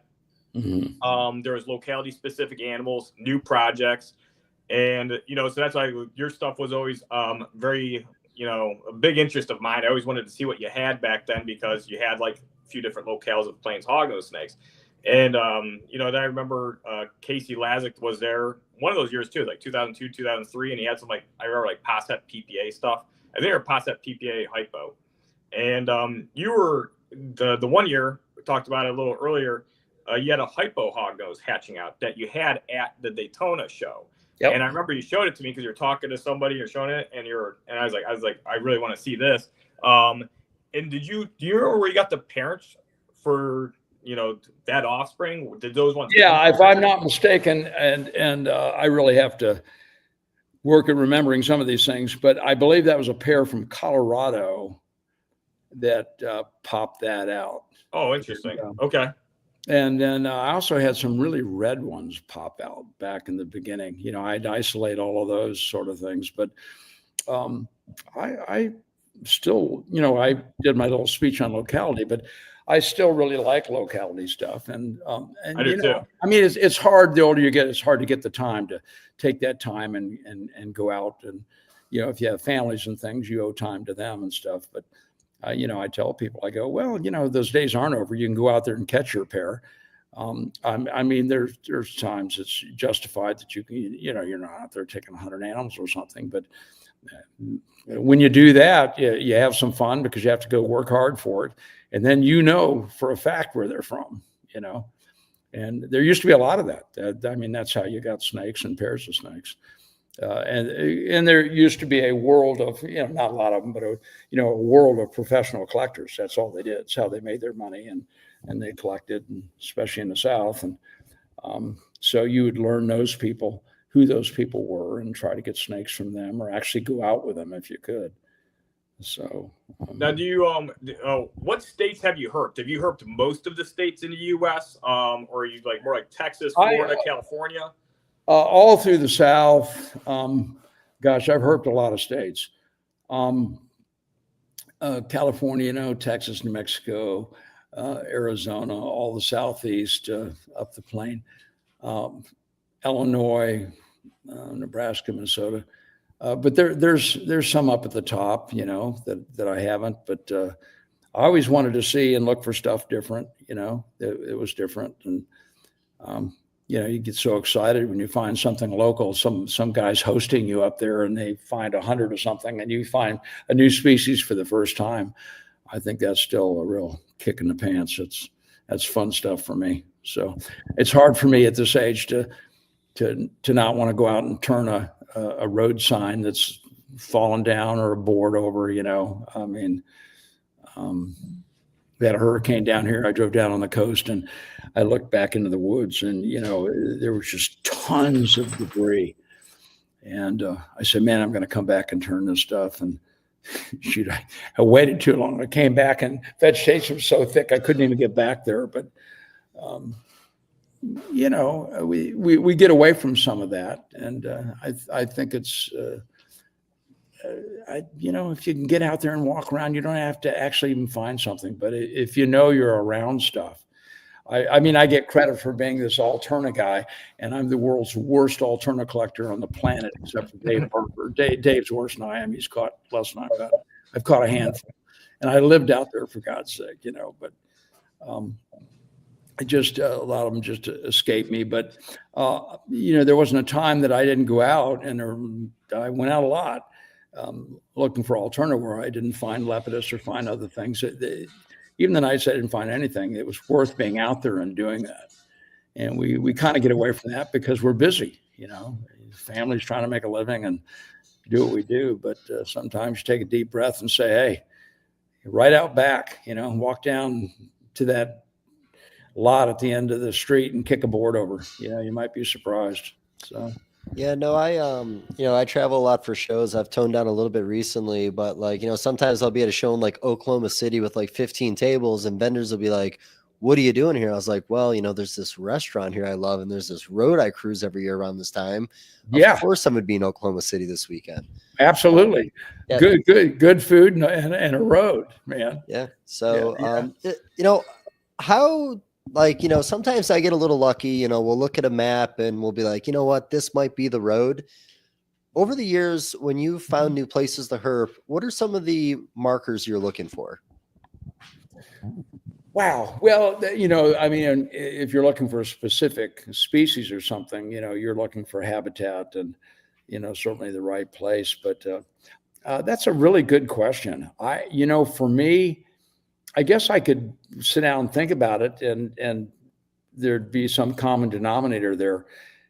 But, you know, I don't know, even around here, I'll drive and all of a sudden things feel right.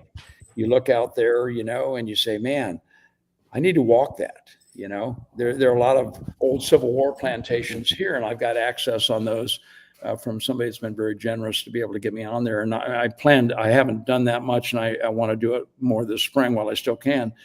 And yeah, you know, that depends on species, but you know, you can be in a city and find an empty lot with cover and trash, and it's amazing what you can find, you know. I was in Buffalo, New York in October, the week of Halloween 2 years ago, inner city of Buffalo, not a great neighborhood. Yeah. And there was a squished decay snake in the middle of the road. And I mean, we're talking the ghetto, and I never would have thought to see that because I lived in Buffalo forever, and my herping years were never really that great in Buffalo. First, I didn't really know what I was doing when I was that young. And growing up in Wisconsin, it was so much easier. There was just more nature, I felt. You grew up in Wisconsin? In Madison, Wisconsin, I was born, and then I spent all my teens and stuff in Buffalo, New York. One of my favorite trips was up in Wisconsin, and we hit this old silo, and we're pulling bull snakes out of this old silo with broken tiles. And I named them, this is 30 years ago, I named them tricolored bulls at the time. They were kind of purplish and black and yellow and were really cool. But what was interesting about Wisconsin when I was up there is that we're driving along and I see everybody selling cheese curds. It's like every business, every family says, you know, Bobby's hardware store and cheese curds, you know, Tommy's Cafe and cheese curds. And I thought it was funny. And then I lost it. I just totally lost it. We're coming into a town and it was Thompson's Funeral Home and cheese curds. And I went, holy shit. There's so much to say about that one. But every town was the same. They had a church. They had 4 bars. They had a church, 4 bars, a hardware store, lots of little towns. And we were kind of looking for open habitat and cover, you know, to turn and stuff. But I enjoyed the hell out of that trip. So a lot of cool stuff up there. If You know, if we coordinate properly in the future around a Tinley show, if you're up there, I have a really wonderful spot that a good friend put me on for bull snakes and timber rattlesnakes. And the Oh, timber cool. rattlesnake spot, Well, we very, get very out of cool. The timber population up there is very cool. Yeah. yeah. So it's one of my favorite spots. And honestly, the first bull snake I ever found was probably about 5 or 6 years ago in Wisconsin. I think it's probably about an hour west of Madison, Wisconsin. But we walked this hillside for hours, flipping everything we could. We found some eastern milk snakes, some garters.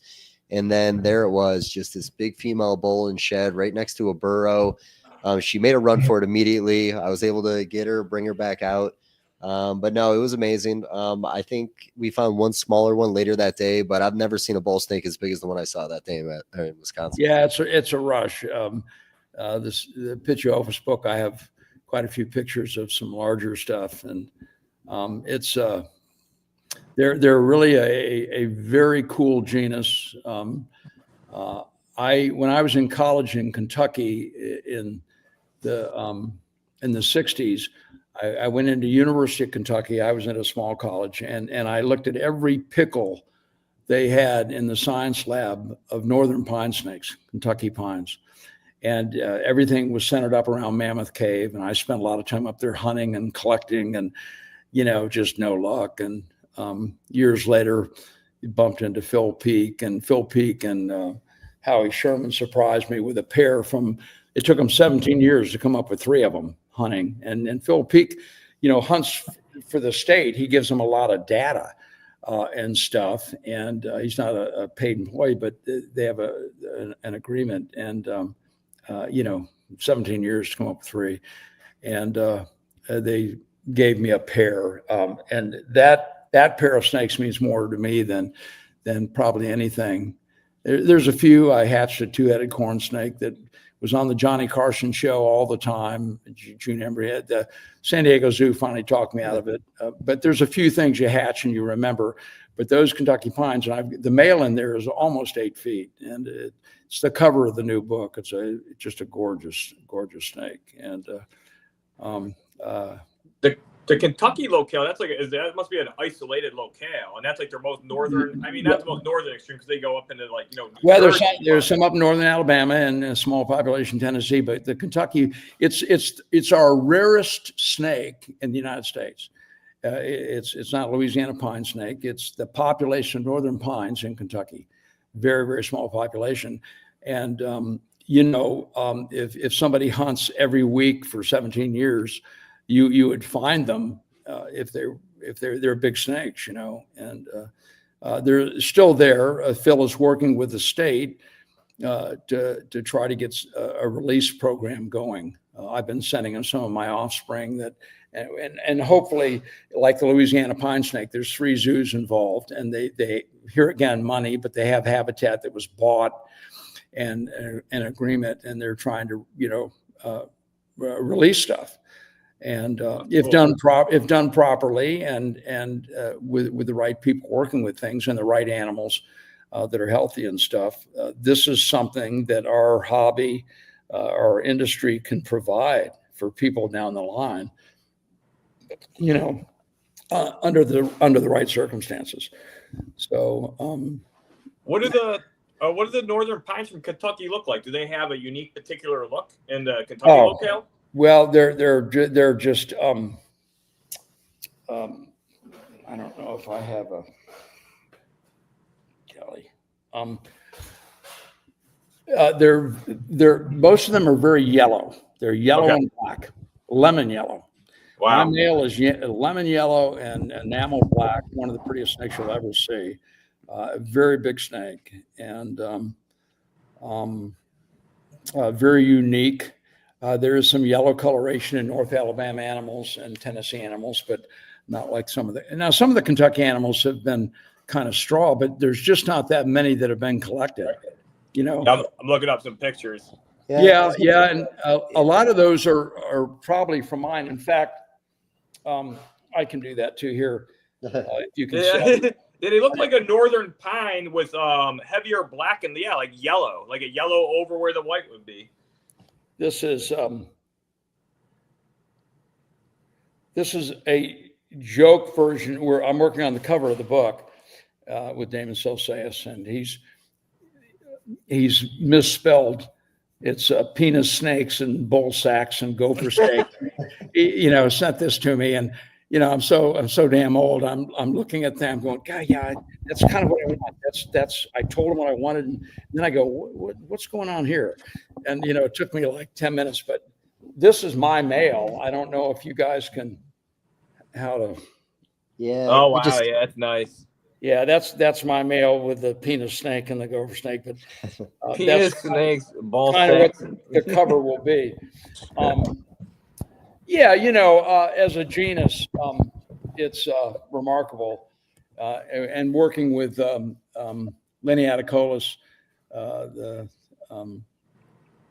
especially Gibson, the Guatemalan gopher snake, very, very different kind of snakes. Very, very different from everything else. And I find the whole genus fascinating. And wow, is there controversy taxonomically?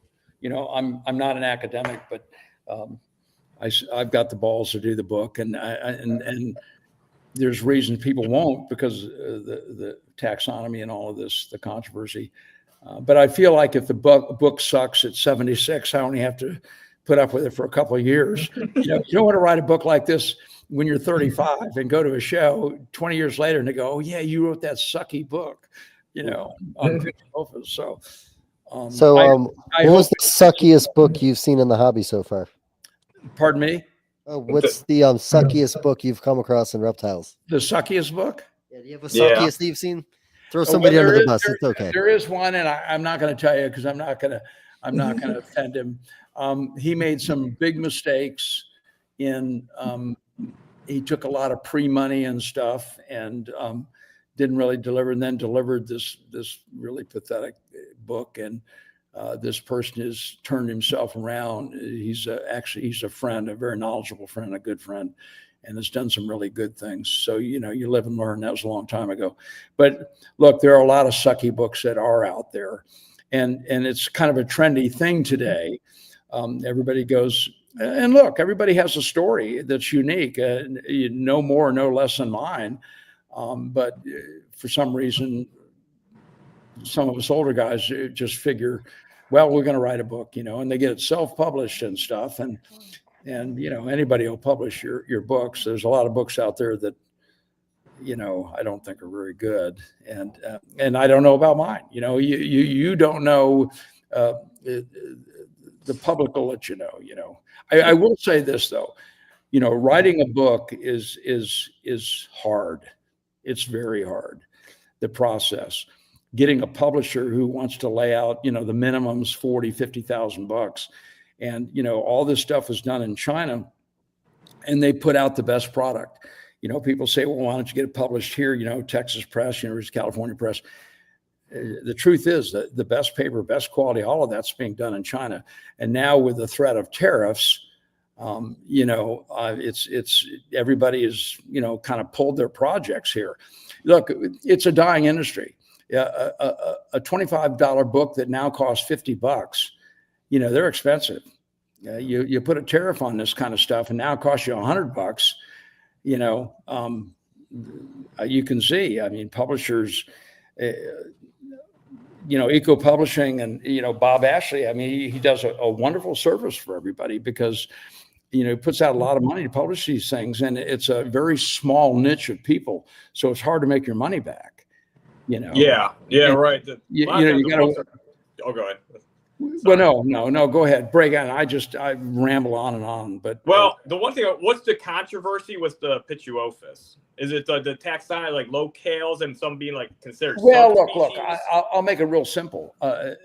I've got a number of PhDs that have written stuff for me in there. I did this in the old write and write style, and at the end of each species chapter is just a little story, and it's under field notes, but it doesn't have to actually be field notes. Just something of interest about that species or subspecies. And and I've got 3 or 4 PhDs that have jumped in, and David Hillis, a very respected guy, gave me a very nice piece and stuff. And to answer your question, we can't even accurately define species yet. And what's happening today, and, I'll use it for an example. Look, phylogenetics, the new DNA, you can't argue with results, but the way some things are interpreted and selected criteria, I go out on a limb here. Let me give you an example. So, a big thing now is to push the Louisiana pine snake over into the catenifer chain, the gopher snake chain, and kind of make it a gopher snake, because of DNA. And I will tell you, and I use morphology and some graphs in there taxonomically. If you look at the head of this snake, and you look at a gopher snake, the rostral is high and pointed, not low and flat, and you can't make a swan out of a duck. If the DNA says it's the same and it looks different, and morphologically you can show bone structure that's different, it's not the same. The definition of different is different, and it just is what it is. And I sound like an old guy that doesn't understand DNA that well. And I mean, I understand mitochondrial DNA, somatic and stuff, but I'm no expert on it. But I think we need zoogeography, morphology, and certainly phylogenetics to define these things. And so you have a lot of older guys and younger guys that are squabbling. You have PhDs that are squabbling. Vertebralis, known as a Cape gopher snake, down at the end of Baja. Grismer, I think, wants to push it all the way up into northern Baja and do away with Bimaris. And you can't argue with some of the DNA, some of the insular forms that are different. They're saying are the same snake as the island forms. But if one is stunted in a dwarf animal, and regardless of color and pattern, and you have some differences in that snake. I'll give you a good example, David. Timber rattlesnakes and canebrake rattlesnakes, they're all horridus now. But if you take a North Florida canebrake rattlesnake and you take a New York timber and you lay them down on the ground and you've looked at these things because you've had stuff in captivity for years, I can tell you there's head differences. Their subspecies worked really well. The eastern rat snake, let me give you an example. If you're a young guy and a graduate student, look, go do something else. Don't try to change taxonomy and the names that we have. There should be some field utility in this kind of stuff. When the new eastern rat snake, Alleghaniensis, where black rats, yellow rats, Everglades rats, they're all the same snake. Well, I mean, yeah, I get some of the DNA, but they look different. And so the common nomenclature, if you knew nothing about snakes and I said, I have an Everglades rat snake, what do you know about that? And you say, well, it must come from the Everglades. You know something. It's a black rat snake. Well, it's black, it's a yellow rat snake, yellow. No, it's just an eastern rat snake. So now taxonomically, it doesn't flow. We have to ask the question, well, where's it from? And what does it look like? And yet I can't argue, with the genetics on that. But taxonomically, there's something we're missing here. It should be able to flow. You should be able to understand things a little bit better. And, when academics are bashing heads here and can't get it right. And, Bob asked me to write the book and I said, no. And then I said, I'll write this thing, but I'll put out there with some of the taxonomic issues, which actually overflow into a lot of other, genuses and species of snakes. The new hognose snake book will come out. Zach Lohman, Dr. Lohman, who did the book, recent book Russ did on Phylohydrus and all that, very narrow, talk about losing money. You need somebody who really loves that stuff to step up and publish that kind of stuff. A small audience, but he's working on, that's probably the next one after mine. He's working on the hognose snake book. And he puts out a really good product. In fact, I did a talk for his show, I think, or something. I came up with this term snake tune a long time ago, the planet snake tune. I guess his zoo staff had started using the word and stuff. And it was just a term to include all of us, on a Planet Snake tune. But that should be a very good book. That's certainly a book that you'll need to jump on for sure. You might you might be able to help him with picks. I'll get you in touch with him. Did you have a pick file of? Yeah, I've talked to him before. He wanted to he wants to come up with I guess photograph some snakes, certain stuff I have.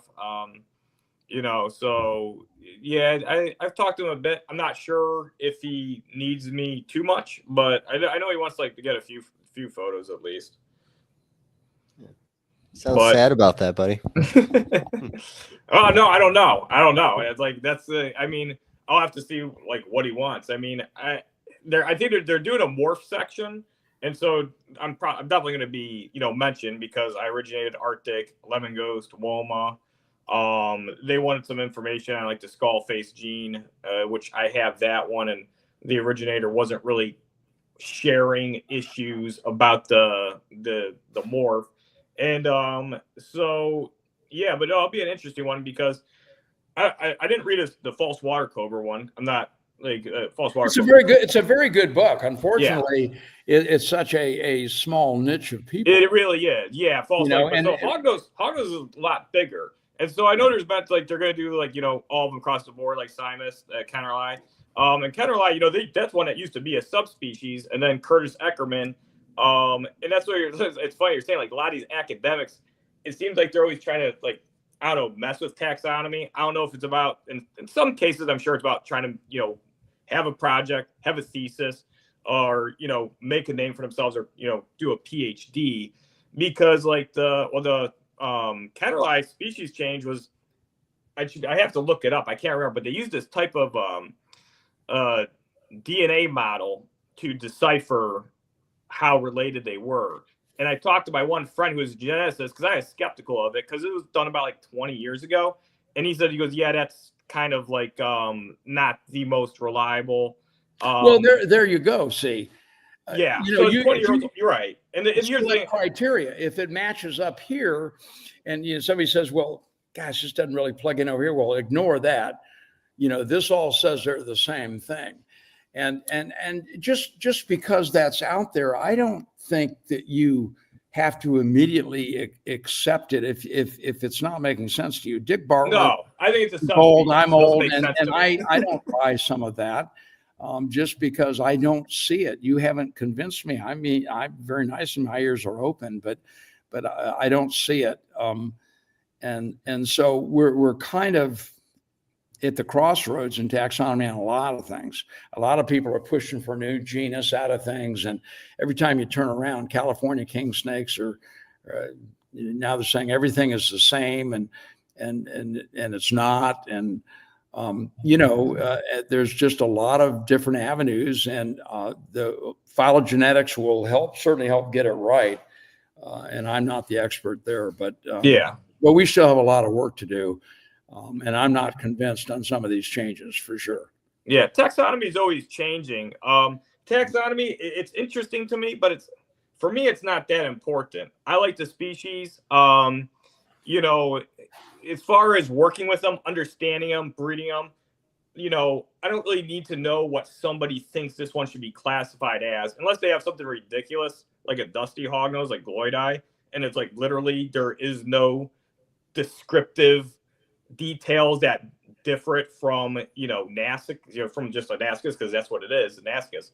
But I'm more interested in the isolated populations, in Iowa, Missouri. There's actually several isolated populations in Illinois. I think in Illinois they were actually fairly abundant in the northwestern part of the state, but agriculture, habitat destruction, and there's a lot of isolated populations in Minnesota, all the way up into Manitoba, Saskatchewan, and Alberta.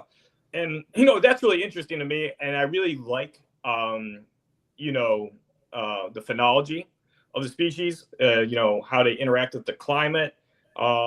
Geography. Yeah. Separated populations and why they're there and what makes those different. And, they're different from one locale to another. Yeah. Yeah, it's interesting you say this because, one of my best friends, Gary Kiesler, a guy on the West Coast, he's just a brilliant guy. And, in each chapter, when I give some scale counts and things from stool, I quote what he says, and his thing is, well, I don't need to know the taxonomy or anything. Just tell me where is it from? Where did you get that snake? And what does it look like? And he's got a point there. It's an important point, sort of thing. Taxonomically, it's we're still kind of all over the place. And the thing is, I took a step back. Some people only recognize 6 species of Pituophis, and I've got 19. I took a step back because if I never mentioned Bacillus or some of these other things, nobody would ever know they existed. And I make an argument, for keeping that and doing that, and you can make that decision. But 5 years after the book comes out, it may be outdated because of the way things are changing, and that overflows, just into, the whole world of common names and what we call things. And, I have a lot, the northern Mexican pine snake, Janai, that everybody has, a very colorful snake. That's a northern Mexican pine snake. And the nominate form that is just south of there, Depii, is called a bull snake. And I refuse to have subspecies in the nominate, one be a bull snake, one be a pine snake. Just doesn't make any sense. That's terrible. So it goes back to John's bull snake. And then I say, known as northern Mexican pine snake. And there'll be a lot of controversy for that. There's no way to write a book like this where you're going to make everybody happy. You just have to kind of grab the reins and take it. But it's not in my lifetime, but some system's going to come up where they're going to make this thing a little bit better, I think. But it's all over the place right now, and it's in your interest too, right down to skinks and geckos and everything else. I mean, this is overflowing and everything. Just when and the older you get, the more frustrating it is, because just when you get used to something, I used to know every bufo there was in the world, every toad, and now it's like, what? It's called what? And I still call ground skinks Lygosomas. That went out in the 60s or 70s. They went Skincilla and then went to something else. And, it's a complicated subject and it's hard to know it all. It's important, but it's only part of the book. But I think I cover it adequately at the first part of the book under taxonomy and stuff. So, yeah. There's some things that make sense, though, like corn snakes going from Elaphate to Pantherophytes. That makes sense. Sure. And nobody wants to see that, because when it happens, you go, oh, man, really? But it makes sense. And I see that. That case is made very well. I don't see it in other things. And, too many questions. So, and I'm not alone there. So, we'll see. I hope this book provides something for everybody. It's written for the novice all the way up to a Harry Green, an academic. If somebody wants to grab it off shelves, say, hey, grab that map, on a certain species and look at that, or get something out of it, or something that they need that'll work for everybody. And then there's a section, I don't do all the morphs and all that stuff. You just can't do that. And to be honest with you, I'm not interested in how you make every type of bull snake or pine snake. I do have a section on some very colorful, nice captive bred morphs, and then a section on wild morphs, which I think are good chapters. But I hope there's going to be something in that book, for everybody. And, we'll see. I hope Bob's pushed me into doing it. It's his money. I hope he makes it back. We'll see. My other two books did okay. So I hopefully, there's a big hole there in Pituophis. There's not a lot of stuff out there. And I'll tell you one thing. I'm not the guy to write the book, but I know more about Pituophis this one moment until next month when I forget it, because I've read so much stuff that I'm just going crazy. I am the guy for the month. I need to read something besides papers on Pituophis. So Oh, nice. I love those research papers. I read about them with Heterodon a lot. You know, the one funny thing is like this one I was reading about was their adrenal glands. They showed like toad-eating snakes tend to have enlarged adrenal glands, and then you go in succession, like things like boas and pythons. Their adrenal glands, in relation to the size of their body, percentage-wise, is a lot smaller.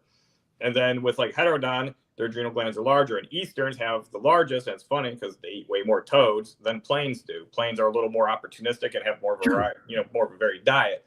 And then he showed the male plains hoggos actually had much larger adrenal glands percentage, like in relation to their body mass versus females. And then this was something I was actually going to do a quick video about this at one point, Dave. Because sometimes, you know, I've had hoggos with bacterial infections and I'd have to medicate them. And the one, you know, antibiotic I really like is Baytril because it's broad spectrum and it's very effective. But it's also very strong and you got to be careful with the dosage. You'll like my chapter in my book, Don't Be a Veterinarian. Yeah, right. Well, actually. I'm not saying. I'm just saying. You're right. Yeah. Well, because I'm like, I get that one, but the original dosage I was given for my veterinarian was a little strong, and so I started getting overdose symptoms, and I've actually learned to cut it down. But here's the funny thing: my male hognose, a lot of the ones I medicate, or like that I have medicated, they're in the 40, 50, 60, 70 gram range, and you know, so I have to do, you know, of course, a smaller dose, and I'm doing the same dose in relation to the body weight for males and females. And the only issues I ever had with overdosage was with females. And the males happen to have large adrenal glands. Yeah, sure. These better. So I equated that their adrenal glands are actually, because I've never had that tox issue with males, but a female, I've actually had to cut the rate down for my females by about 50, maybe 60%. And the males, I can still give the same amount. Sure. And you know, that's a learning process. And you're really dealing with drugs made for warm-blooded, you know. Sure. animals, yeah. Right. Cattle and stuff. Yeah. And so they metabolize things differently. Kidney works differently. So right. I'm very conservative. I mixed and gave chemotherapy for years and, you know, ran an oncology program and stuff. And, you know, there are so many people that they don't know milligrams per kilograms and how to break things down, how to do that. So it's about dosing. And there's something about the herp world when you put a syringe and a vial in their hand, it's like, this is so cool, man. We're gonna do stuff here, and you see some.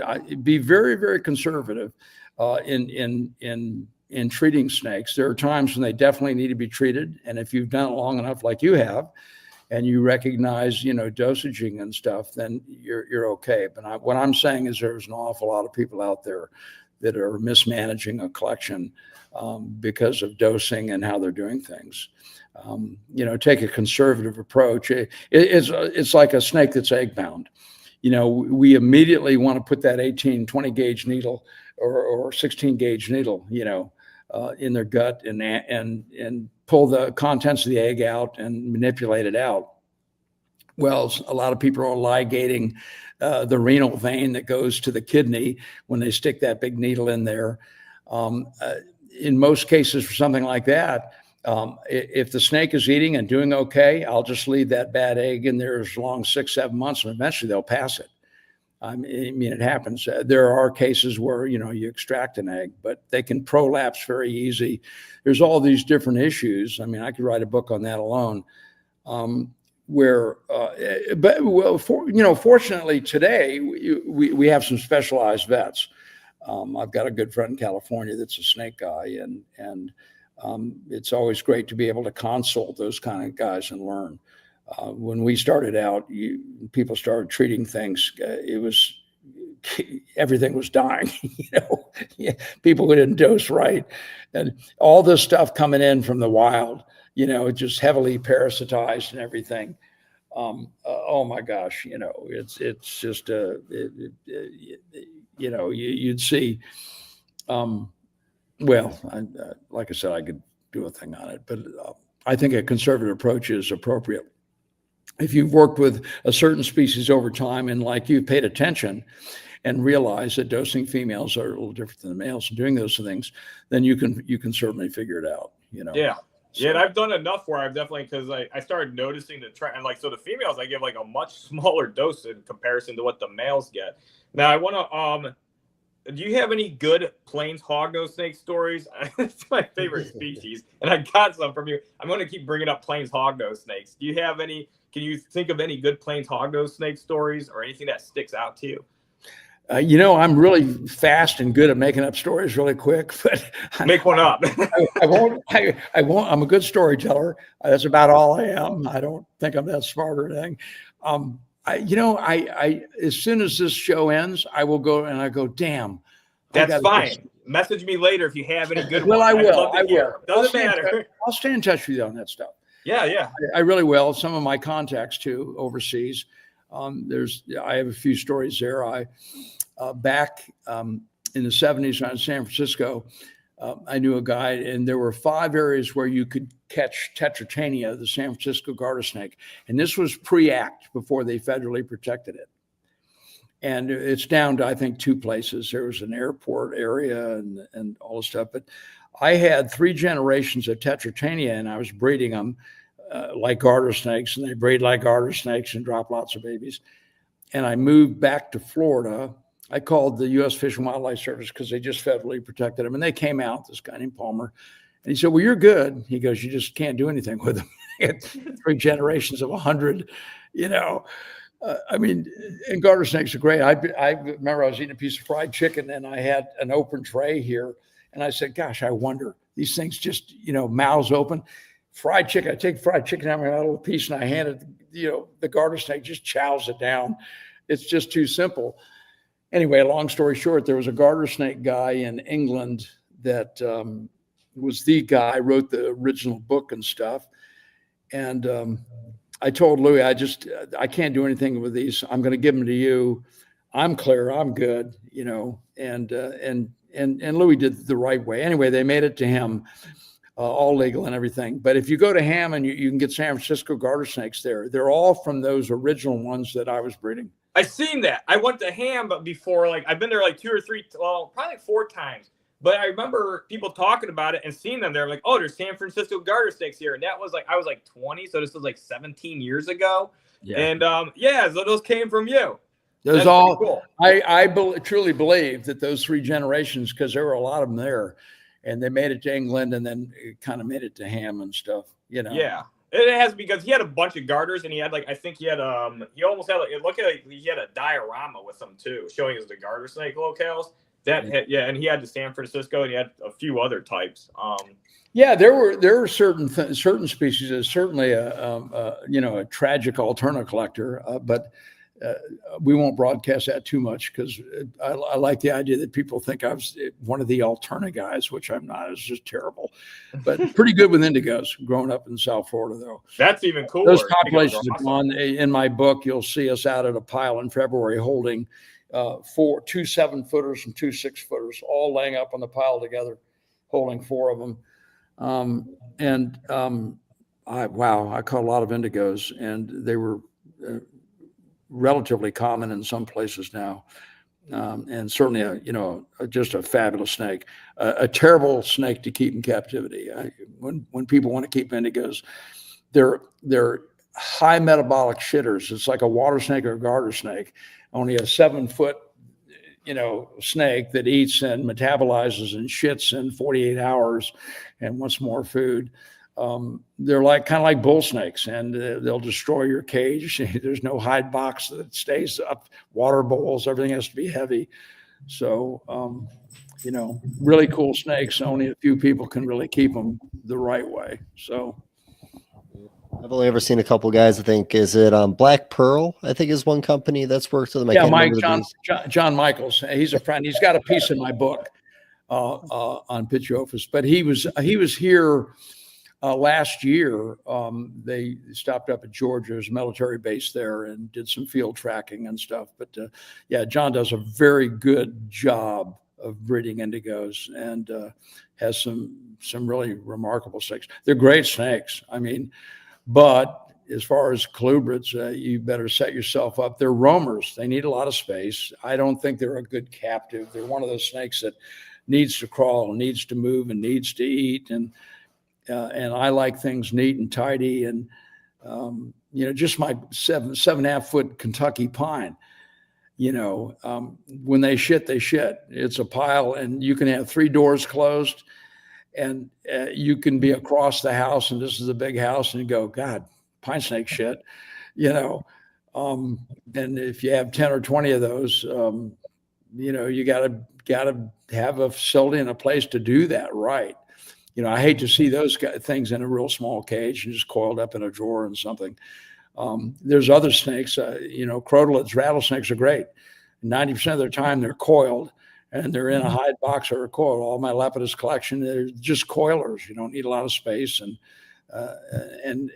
not a high metabolic snake either. So all those things have to be discussed and taken into consideration. So when people start, people have reptiles, and a lot of unique requirements for some of these reptiles, and that, David, and you better be prepared to provide them that kind of care and that kind of time and that kind of food, to do the right thing. So I discourage some people that want to buy a snake or something. We've actually not sold them to some people, a certain species, saying, you'd be better off with something else. And that's good though. It's good to vet people for that stuff. Like, whether a hognose would be a good fit, corn snake or ball python. But yeah, it makes sense on the indigos. They are big, and I have heard like they're just taking care of like an ultra massive garter snake. I've heard that comparison before. So no, just high metabolic shitters. They just, and the thing is, indigos, some of them can be really fussy. And I remember I had this really big one I caught. It was over 7 feet, and it wouldn't feed. And finally there was a egg farm, and they had a bunch of chicks. You could buy chicks for 10 cents. And I got like 20 chicks, and I tossed them all in a cage. And then, I kind of felt bad. I looked at all these little live chicks run around, peeping, and, like, hey, where's mom? And this big thing comes out and mouths through every one of them, just, chomp, chomp, and eats them. And I went, great, it fed. And I'm telling you, in 32 hours, I had this soupy, watery chick mess smeared across an 8 foot, every piece of glass on everything. And I went, oh my God, it smelled. I had another one that would just eat frogs, and you had to feed it tons of frogs, and they're eaters. They're very impressive snakes, but you have to be set up right to do it. And you have to keep them clean. And that's a whole subject that a lot of people don't want to deal with. I don't do well going into collections, and it's like people photographing the snake they want to sell you, and they pull the drawer out. There's 2 big piles of shit in there, and a shed skin, and they take the picture. And I'm thinking, what in the hell are you thinking? I mean, I got people sending me pictures for the book, and I'm going, yeah, it's kind of a cool snake. Could we take that again without the big pile of shit next to its head? And that's a whole subject too. It's about animal care, and they are animals. And there are certain things in collections that do. A hognose snakes I did really well with, keeping them. The requirements were few.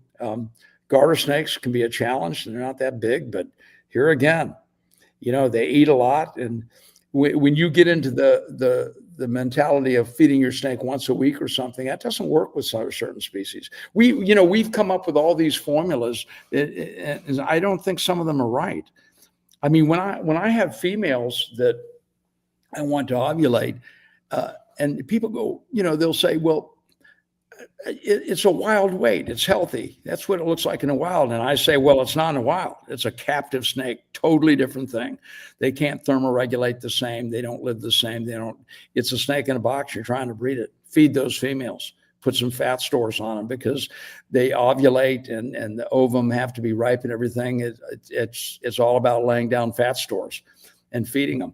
And sometimes I get snakes feeding. I can walk in a room, and 4 days in a row, I've got an extra mouse or something, and it's going down. I don't worry about that.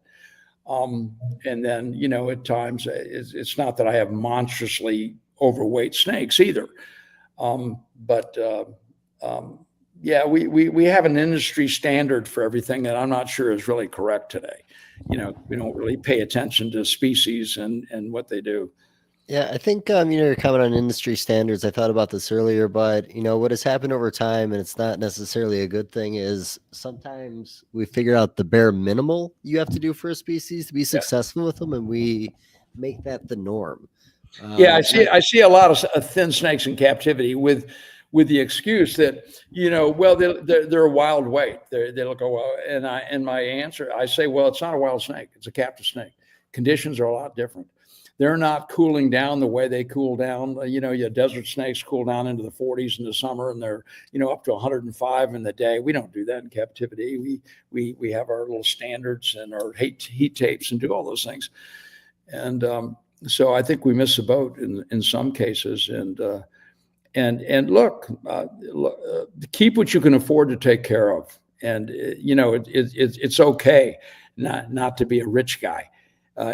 People that have 500 snakes and it's too many because they're feeding them once every 10 days or something, and they're thin snakes, it's not right. You'd be better off keeping 100 and taking care of them. No, and there's a little bit of a hoarder mentality in this hobby, and like you said, it's you can get obsessed about so many different things. I want everything, but there's a limit, and sadly, we find out the limit the hard way. Well, yeah, it's a huge point here. Look, I want everything. I told you I'm passionate. I love it all. I walk around the show, and I walked around the show one time, and there was this college kid, and all he had on his table were keeled, I still call them keeled, rough green snakes. Yeah. And that's all. He had 3 generations of them sitting on a table, babies. And I go, that's all you got is green snakes. This is the coolest table in the whole show. And I love green snakes. And I went back to Linda, and I was getting the $60. It wasn't very much or something. And she goes, what are you getting? I went, green snakes. And she goes, what? and so it's easy to get caught up in this stuff and have too many. And certainly today, and we've all seen those collections, when you look down a row, somebody's built a building and they have slide racks, and it goes from wide to a point. It looks like a mile down the side of the place, and you're pulling a tray out once a week and checking for water. And I kind of have a problem with it.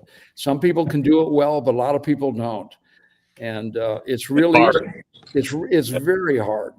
If you're keeping Pituophis, you want them all. I get that. If you have corn snakes, you want the newest one. I get that too. And some people can do it, but you get caught up in that very easily, and you get really excited, and you got it at the show, and you get home and you put it in the box, and then it's in the box along with 700 others, and some people can do it, and they do it right. But it's tough. Yeah, you kind of, when you said like there's just like racks, you just see them go. I was like, well, you basically just described my place. But I get a lot of help though. You need to have like multiple people. It's impossible just one person. So now I have like a total of like almost like 5 people intermittently. The good news though is I think I end up getting better care for my animals because it's just not me keeping an eye on stuff. Well, yeah, the bottom line. Yeah, so bottom line isn't the number. Like, the bottom line is, are they being taken care of? And I've seen some huge collections with help and people doing a beautiful job, doing that. But the 3 of us have also seen the other end of the spectrum. Yeah, definitely.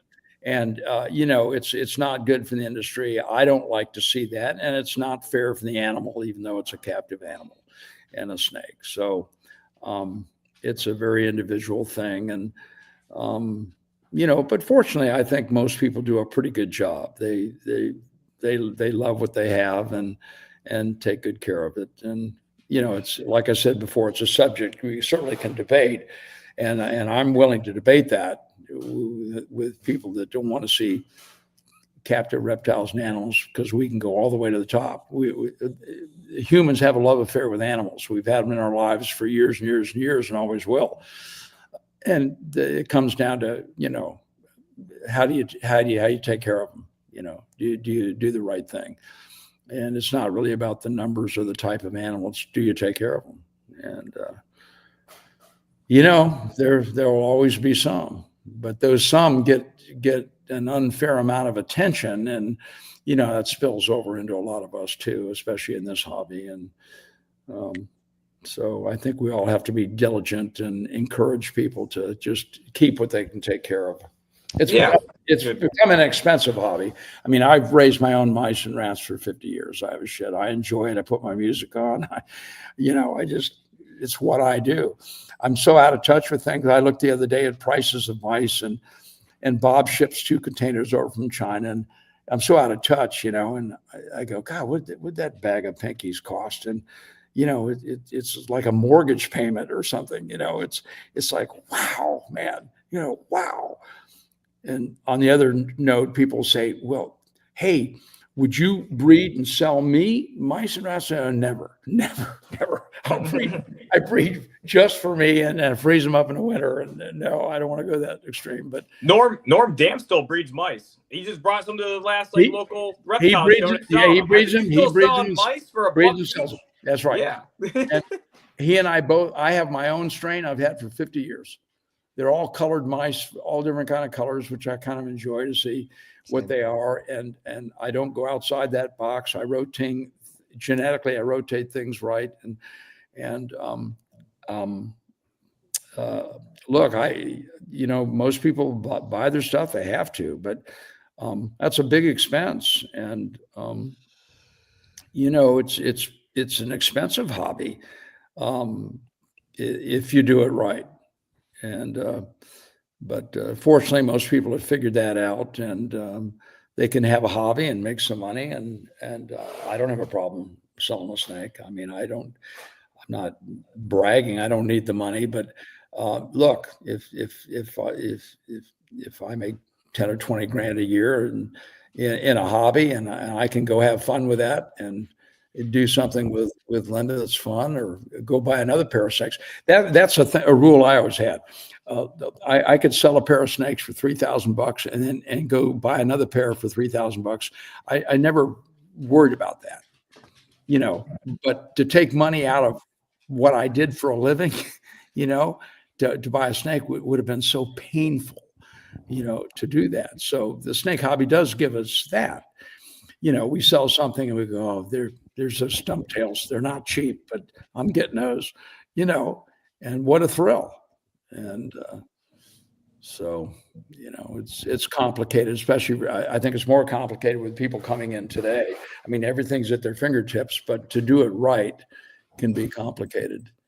And so that's enough of my preaching, but no, you're okay. And by the way, I know it's a little after 11. I'm reading the room. I think we're all kind of getting there in a moment. We could kind of get to a little bit of a wrap up. And in all honesty, if you want to do this in the future, again, we won't do it anytime real soon. But I've always kind of wanted to do a little bit of a drunk history. Maybe pour a glass of bourbon, talk a little bit about the hobby back in the day. I'd love to do a follow up with you in the future if you're willing to. Well, look, if we can put a glass of bourbon down, we'll get a really interesting, good conversation. So I like that. I'm a medical guy and had my problems and stuff. But some of the finer things in life, really good food, a good glass of bourbon, those are things I'll die with, and I'm okay with that. So, Well, I'm sure Junior's last question is about Plains Hognose. Did you want to get that out? Yeah, before we're done? geez, I missed the boat on that. I would have written down some source. Maybe that's why I was on the Plains Hognose snake guy.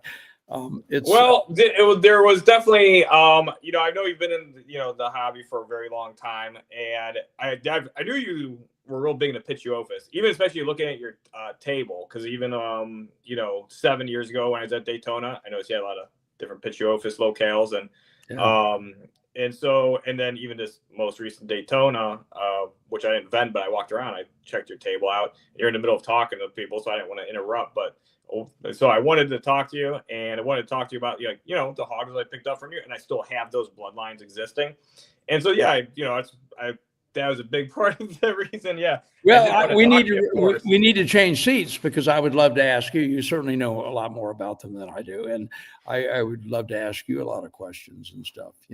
If I had just settled 50 years on one species or one genus or something, but like I said, I really liked it all. And I have, golly, no reservations in saying that, I'm glad I did it the way I did it.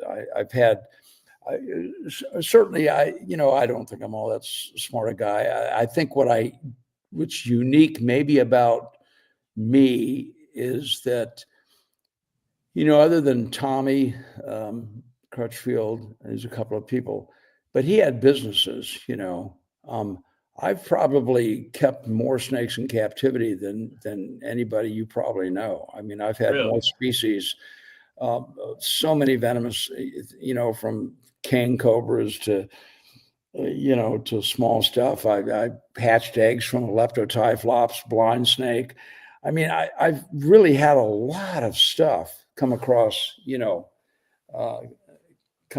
my plate in my lifetime with species, and I don't regret that. I can speak to a lot of things. I don't know how long and how wide a girth I can take on the subjects, but I've had a lot of snakes. Yeah, that's really interesting though, because I mean, you got to work with a bunch of different species, and I like everything too. That the one thing is that the Masochist is just like so high up here, and everything else, like I like blood pythons a lot.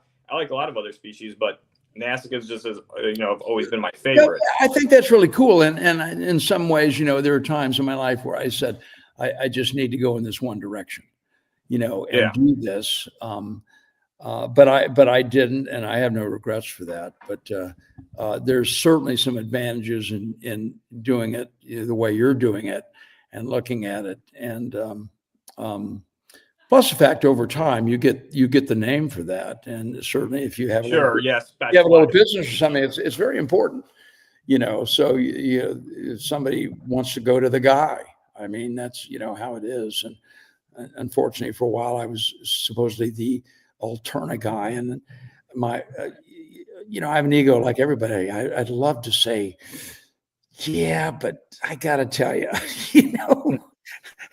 I'm just the worst, man. Just I know a lot about Alterna. I've read a lot of them and had them, but damn it, I should have collected more somehow. The gods weren't with me.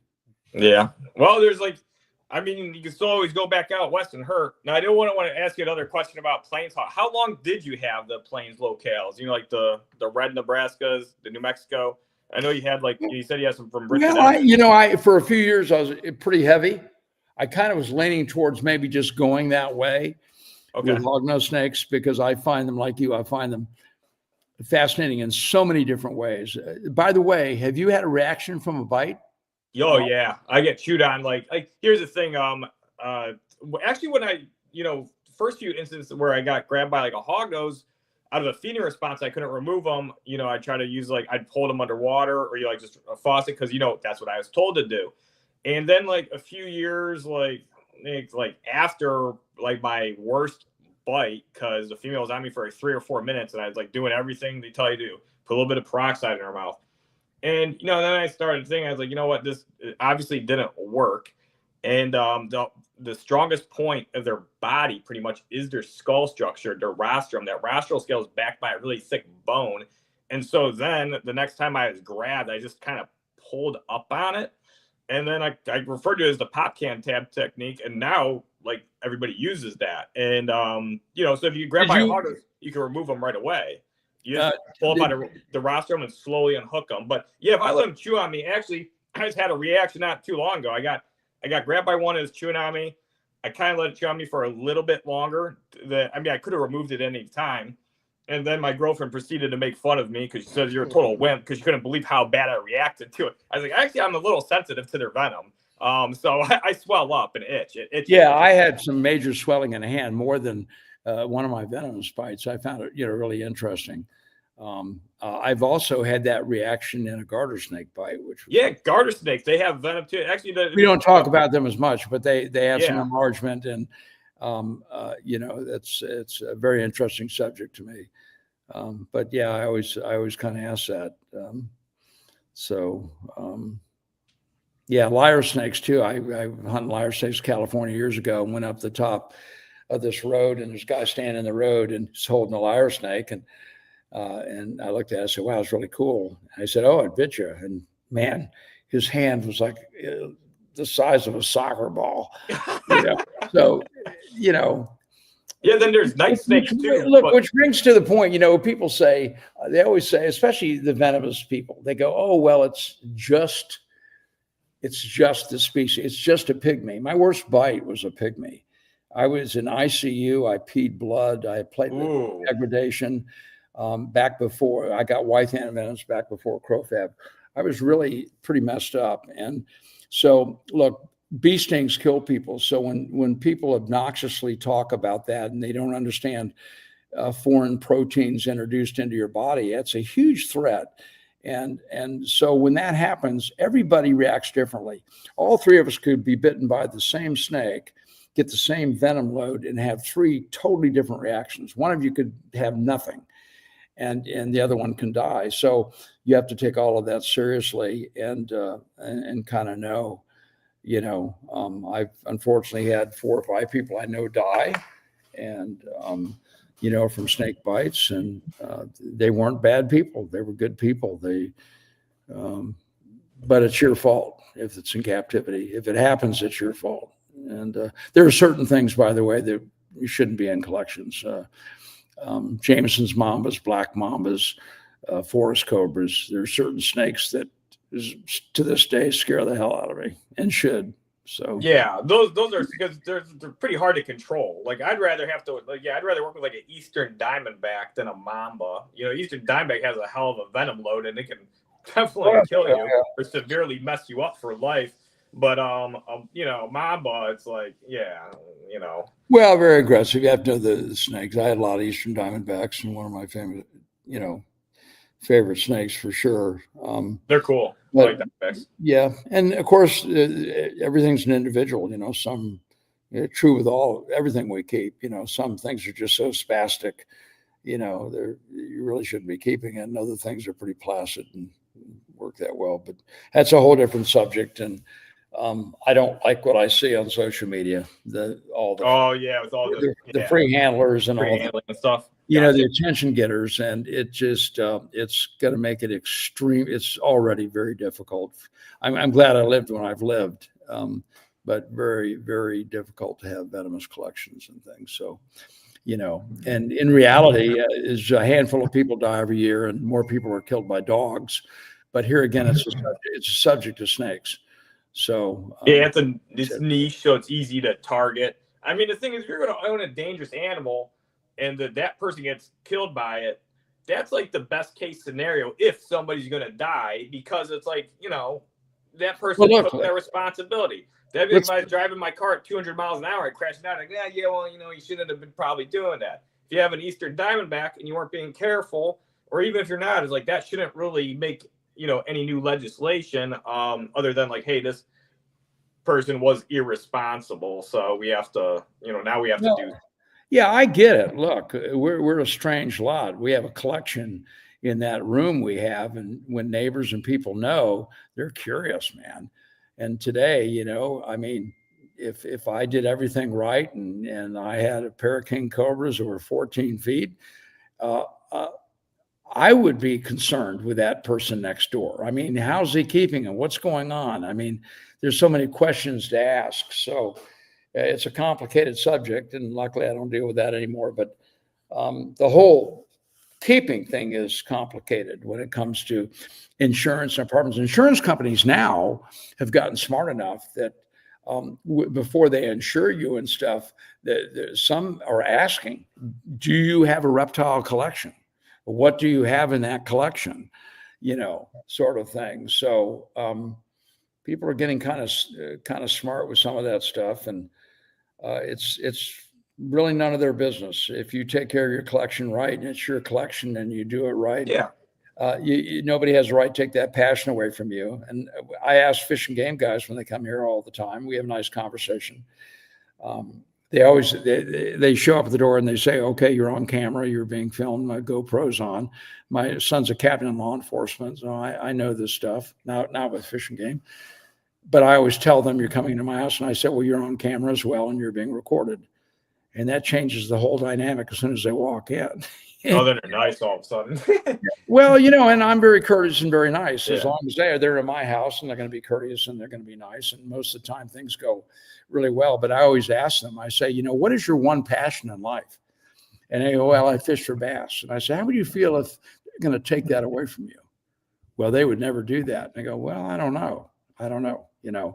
But if I do everything right and I don't hurt anybody else, and you're going to take my passion away from me, I'll be honest with you, you're not going to do it. And I told Fish and Game, I said, here's the thing. If you continue this behavior, what people are going to do, they're not going to renew a permit. At least with permits, you know where everybody is. And you know where everybody with the venoms collection is. That's a huge advantage. But if you continue to do really shitty things to people and don't behave properly like you expect them to behave, they're just not going to renew and get the permit. They're still going to have their passion. They don't give up their passion easily. Now you don't know where anybody is, and now it takes a warrant to come through the door. And just like, Lloyd Lemke and some of the other old guys that I knew that, rights were so violated when they crashed into their collections and things. Luckily some of that's changed, but, yeah, it's a different world. But if you're nice and you can explain that to somebody and say, well, look, this is my passion. And if I abide by the laws and I do things right, then it doesn't matter what the subject matter is. You don't have the right to take that away from me. I don't have the right to take your bass fishing away from you. And, you calm and settle things down a little bit, but it's a complicated subject. We all worry about it. And,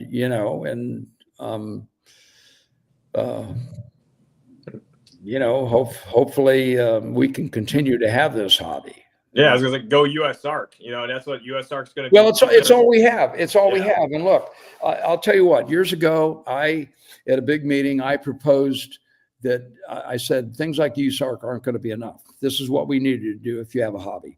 Everybody chips in $1,000 a year, and you should have heard the oohs and the ahs like, oh, what? I said, hey, nobody gets a hobby free. We think we do, but nobody's willing to do this. So everybody chips in. We raised $30 million to go to Washington, D.C., and you walk into a huge law firm there, and that's what they do. They protect your rights. They protect everything. These are serious people. These are people that they learn. They don't care what the subject is. They learn the subject. They hire the Dave Barkers and everybody else. And when you have a Florida case like we had, instead of having, and I know everybody in USARK. I love them, but it is what it is. Instead of having one lawyer show up, that jet flies in because money is money, and 10 guys, three-piece suits get off the plane, and they fight an agency, and then the next time the agency, the financial part of that Fish and Games, says, well, we can't afford that. We're not doing that again. So let's behave properly here and do the right things instead of just scoffing, at people and doing that. And that's what lobbyists do. You hire a lobby firm and you get 30 lawyers and you spend the money. But look, the National Rifle Association, whether you're on one side or the other side, I have my thoughts and stuff too, and things on violence stuff, whether you like them or not. Oh, I respect the hell out of them because boy, they powerful. You can't crack an egg, with gun rights and things. Why? Because they give generously. They protect their hobby, right? What you think about that or not, it doesn't matter here. It's the fact that they do that. They have a lobbyist firm that, trust me, it works, right? Yeah. You mentioned that in our hobby. And look, we're a cheap hobby. People are cheap. A lot of us, we got a handful. But, the future, if you want that hobby and you want to protect that hobby, we really need to do something. And something like that. And when you think about it, you go, well, $1,000 is a lot of money, but this is what I love. It's what I do. Shit, you can spend $1,000 on a few meals, today. Just raise some serious money. Yeah. Like I said, a lobbyist firm just learns the subject. They don't care. They go, okay, we're going to find out about snake law. It's all about law. And then they show up in the jet and you go, God, we got 6 guys out there from MIT and Harvard talking about snakes, and we got one lawyer for Fish and Game. That makes a difference. It changes the dynamics. But when you have one guy show up, and it's kind of, they kind of laugh at you. So I think it's time to fight and fight fair, but it takes money, and. Well, if I remember when we were in Daytona, I think they were showing a couple new lawyers they had brought on. They which did. is a step in the right direction. And they're actual animal people too. Yeah, they introduced them at Daytona because USARK is getting more financing. I think there's a lot more people contributing. They are. Yeah, and they're doing a much better job because of the finances. You're right. That's what they need. They need money. And so Dave was like, they introduced themselves, and they're not just only lawyers, they're reptile keepers themselves, and they're animal people. So, they're even more driven. Yeah, and I know those two guys, and they're hobbyists and stuff too, and so it speaks to them. But we need to be organized with that sort of thing. And when the fight comes up, and look, let's be honest. I mean, states have budgets, and when Fish and Game spends a lot defending a nail gun incident that never should have happened, and it cost them $1 million, that makes a difference. So finance people call the head of Fish and Game in their department in the state, and they go, "Hey, we're not spending that kind of money on this foolishness." They look like it shows that they don't even know what they're doing too, and they're just doing unnecessary stuff. They're wasting money. Well, you stop that. You stop that with 5 guys that talk about law. That's all they do. They get off, they sit down, they're professional, they don't raise their voice. It's about law. They want to buy 2 more $2,000 suits when they get back home. That's fine with me, but they do a good job at what they do, and they protect you, and that's really what we need. And we're getting there. We just need some leaps and bounds. And here again, it goes back to money. But anyway. Look, I'll let you guys go. I can talk probably more than you guys can talk. I got one final question. This old guy. We just I got one question. It's Hognose adjacent. But next in 2 weeks, I have Richard Evans coming on, because Richard Evans is without him, the Hognose hobby would be nowhere near where it is today. Where it would be. Well, I'd like to talk to Richard. We actually, I think it was Richard. We had a thing with it. I think, golly, it was an albino bull snake thing. We had a few little problems with that deal. Like, it all got straightened out, or the history, I don't even remember. But Richard's a really good guy and did a lot early. He's younger than I am, but did a lot in hognose snakes and some in Pituophis. Yeah, he's a good guy. He's a good guy. He's in Lubbock, and he was in Lubbock back then. Yeah, he'd have ranchers go out and stuff. He's still in Lubbock. I don't know if you talked to him, but I reached out to him. Now, how many times have you gotten hognose from? I know you said you had gotten hognose from at one point. Did you get? Gosh, I don't know. I got hognose from him. I got the first albino hets ever in bull snakes out of the Abilene Zoo from Heckert there, and bred the first albinos, and then. Evans had a different albino that was caught, and it was more white. I had that snake, and I think I bred it. I don't even remember. But he's a really good guy to have on. And, no, I can't wait to have him. I got so many questions. Now, what did you got hognose from him? Was it like in the 90s? Golly, the last contact I had with him was. It was probably in the 90s, I would think. When you got hognose from them, were they in like Pringles cans or an ice cream container or anything else weird like that? Yeah, they were. Yeah. They were. In fact, that's funny. You bring it. I haven't thought about that in years. I think I got the albino in some kind of weird packaging, Because North Dan would get baby hognose from them wholesale for like $15 each or $20 each. And he said that one time he got them in an ice cream container, empty one. And he goes, some of the hognose. I got an ice cream container from him. I did. Tipping, I did. I think that bull snake came in an ice cream container. Okay. Yeah. All right. So he did bull. Well, he'll be able to talk to you about some your plains hognose snakes. I did. Yeah. That for you. You did plenty, bud. It was great talking, Craig. Thank you so much. Well, thanks for having me on. I get a lot of invitations. I don't do many of these things. for some reason, people want to talk to old people these days. So, and I have my opinions, but I love this. I'm passionate about snakes. I love this hobby. I love the people in it for the most part. And I like what you guys are doing. You make it better for all of us, and keep doing that. Keep doing that. So Thank you. Yeah. And you seem like you've got a really organized, good show going on too. So it's too bad McNamara couldn't have been on, because I always have a lot of fun with Dennis.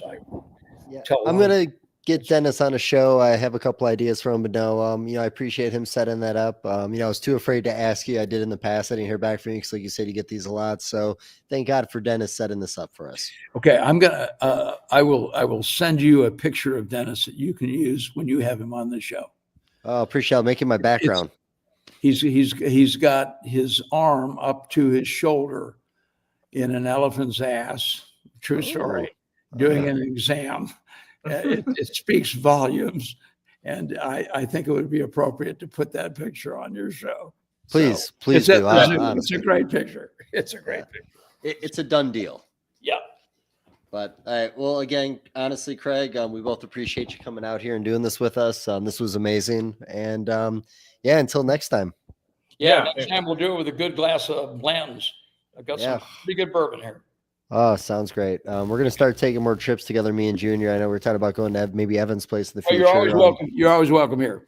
We have a big house, and I eat extremely well thanks to my wife. She just loves to cook, and we like the company. We've got dogs and all kinds of stuff, but you're always welcome here. Just give me a heads up, and if you're passing through and need a place to stay, you got a place. Much respect. I'll bring some ingredients for your wife. I love cooking myself. Okay, that'd be great. Okay. Thank you. All right, guys. Thanks for sharing so many awesome stories, Craig. And if everybody, you like hearing snake stories, there's even more. More than snake hunting and even more than snake hunting books. Pitch-Ophis book should be out early fall. Yeah, then a new book coming out, and Pitch-Ophis coming out in fall, which is pretty cool. Looking forward to that. Yep.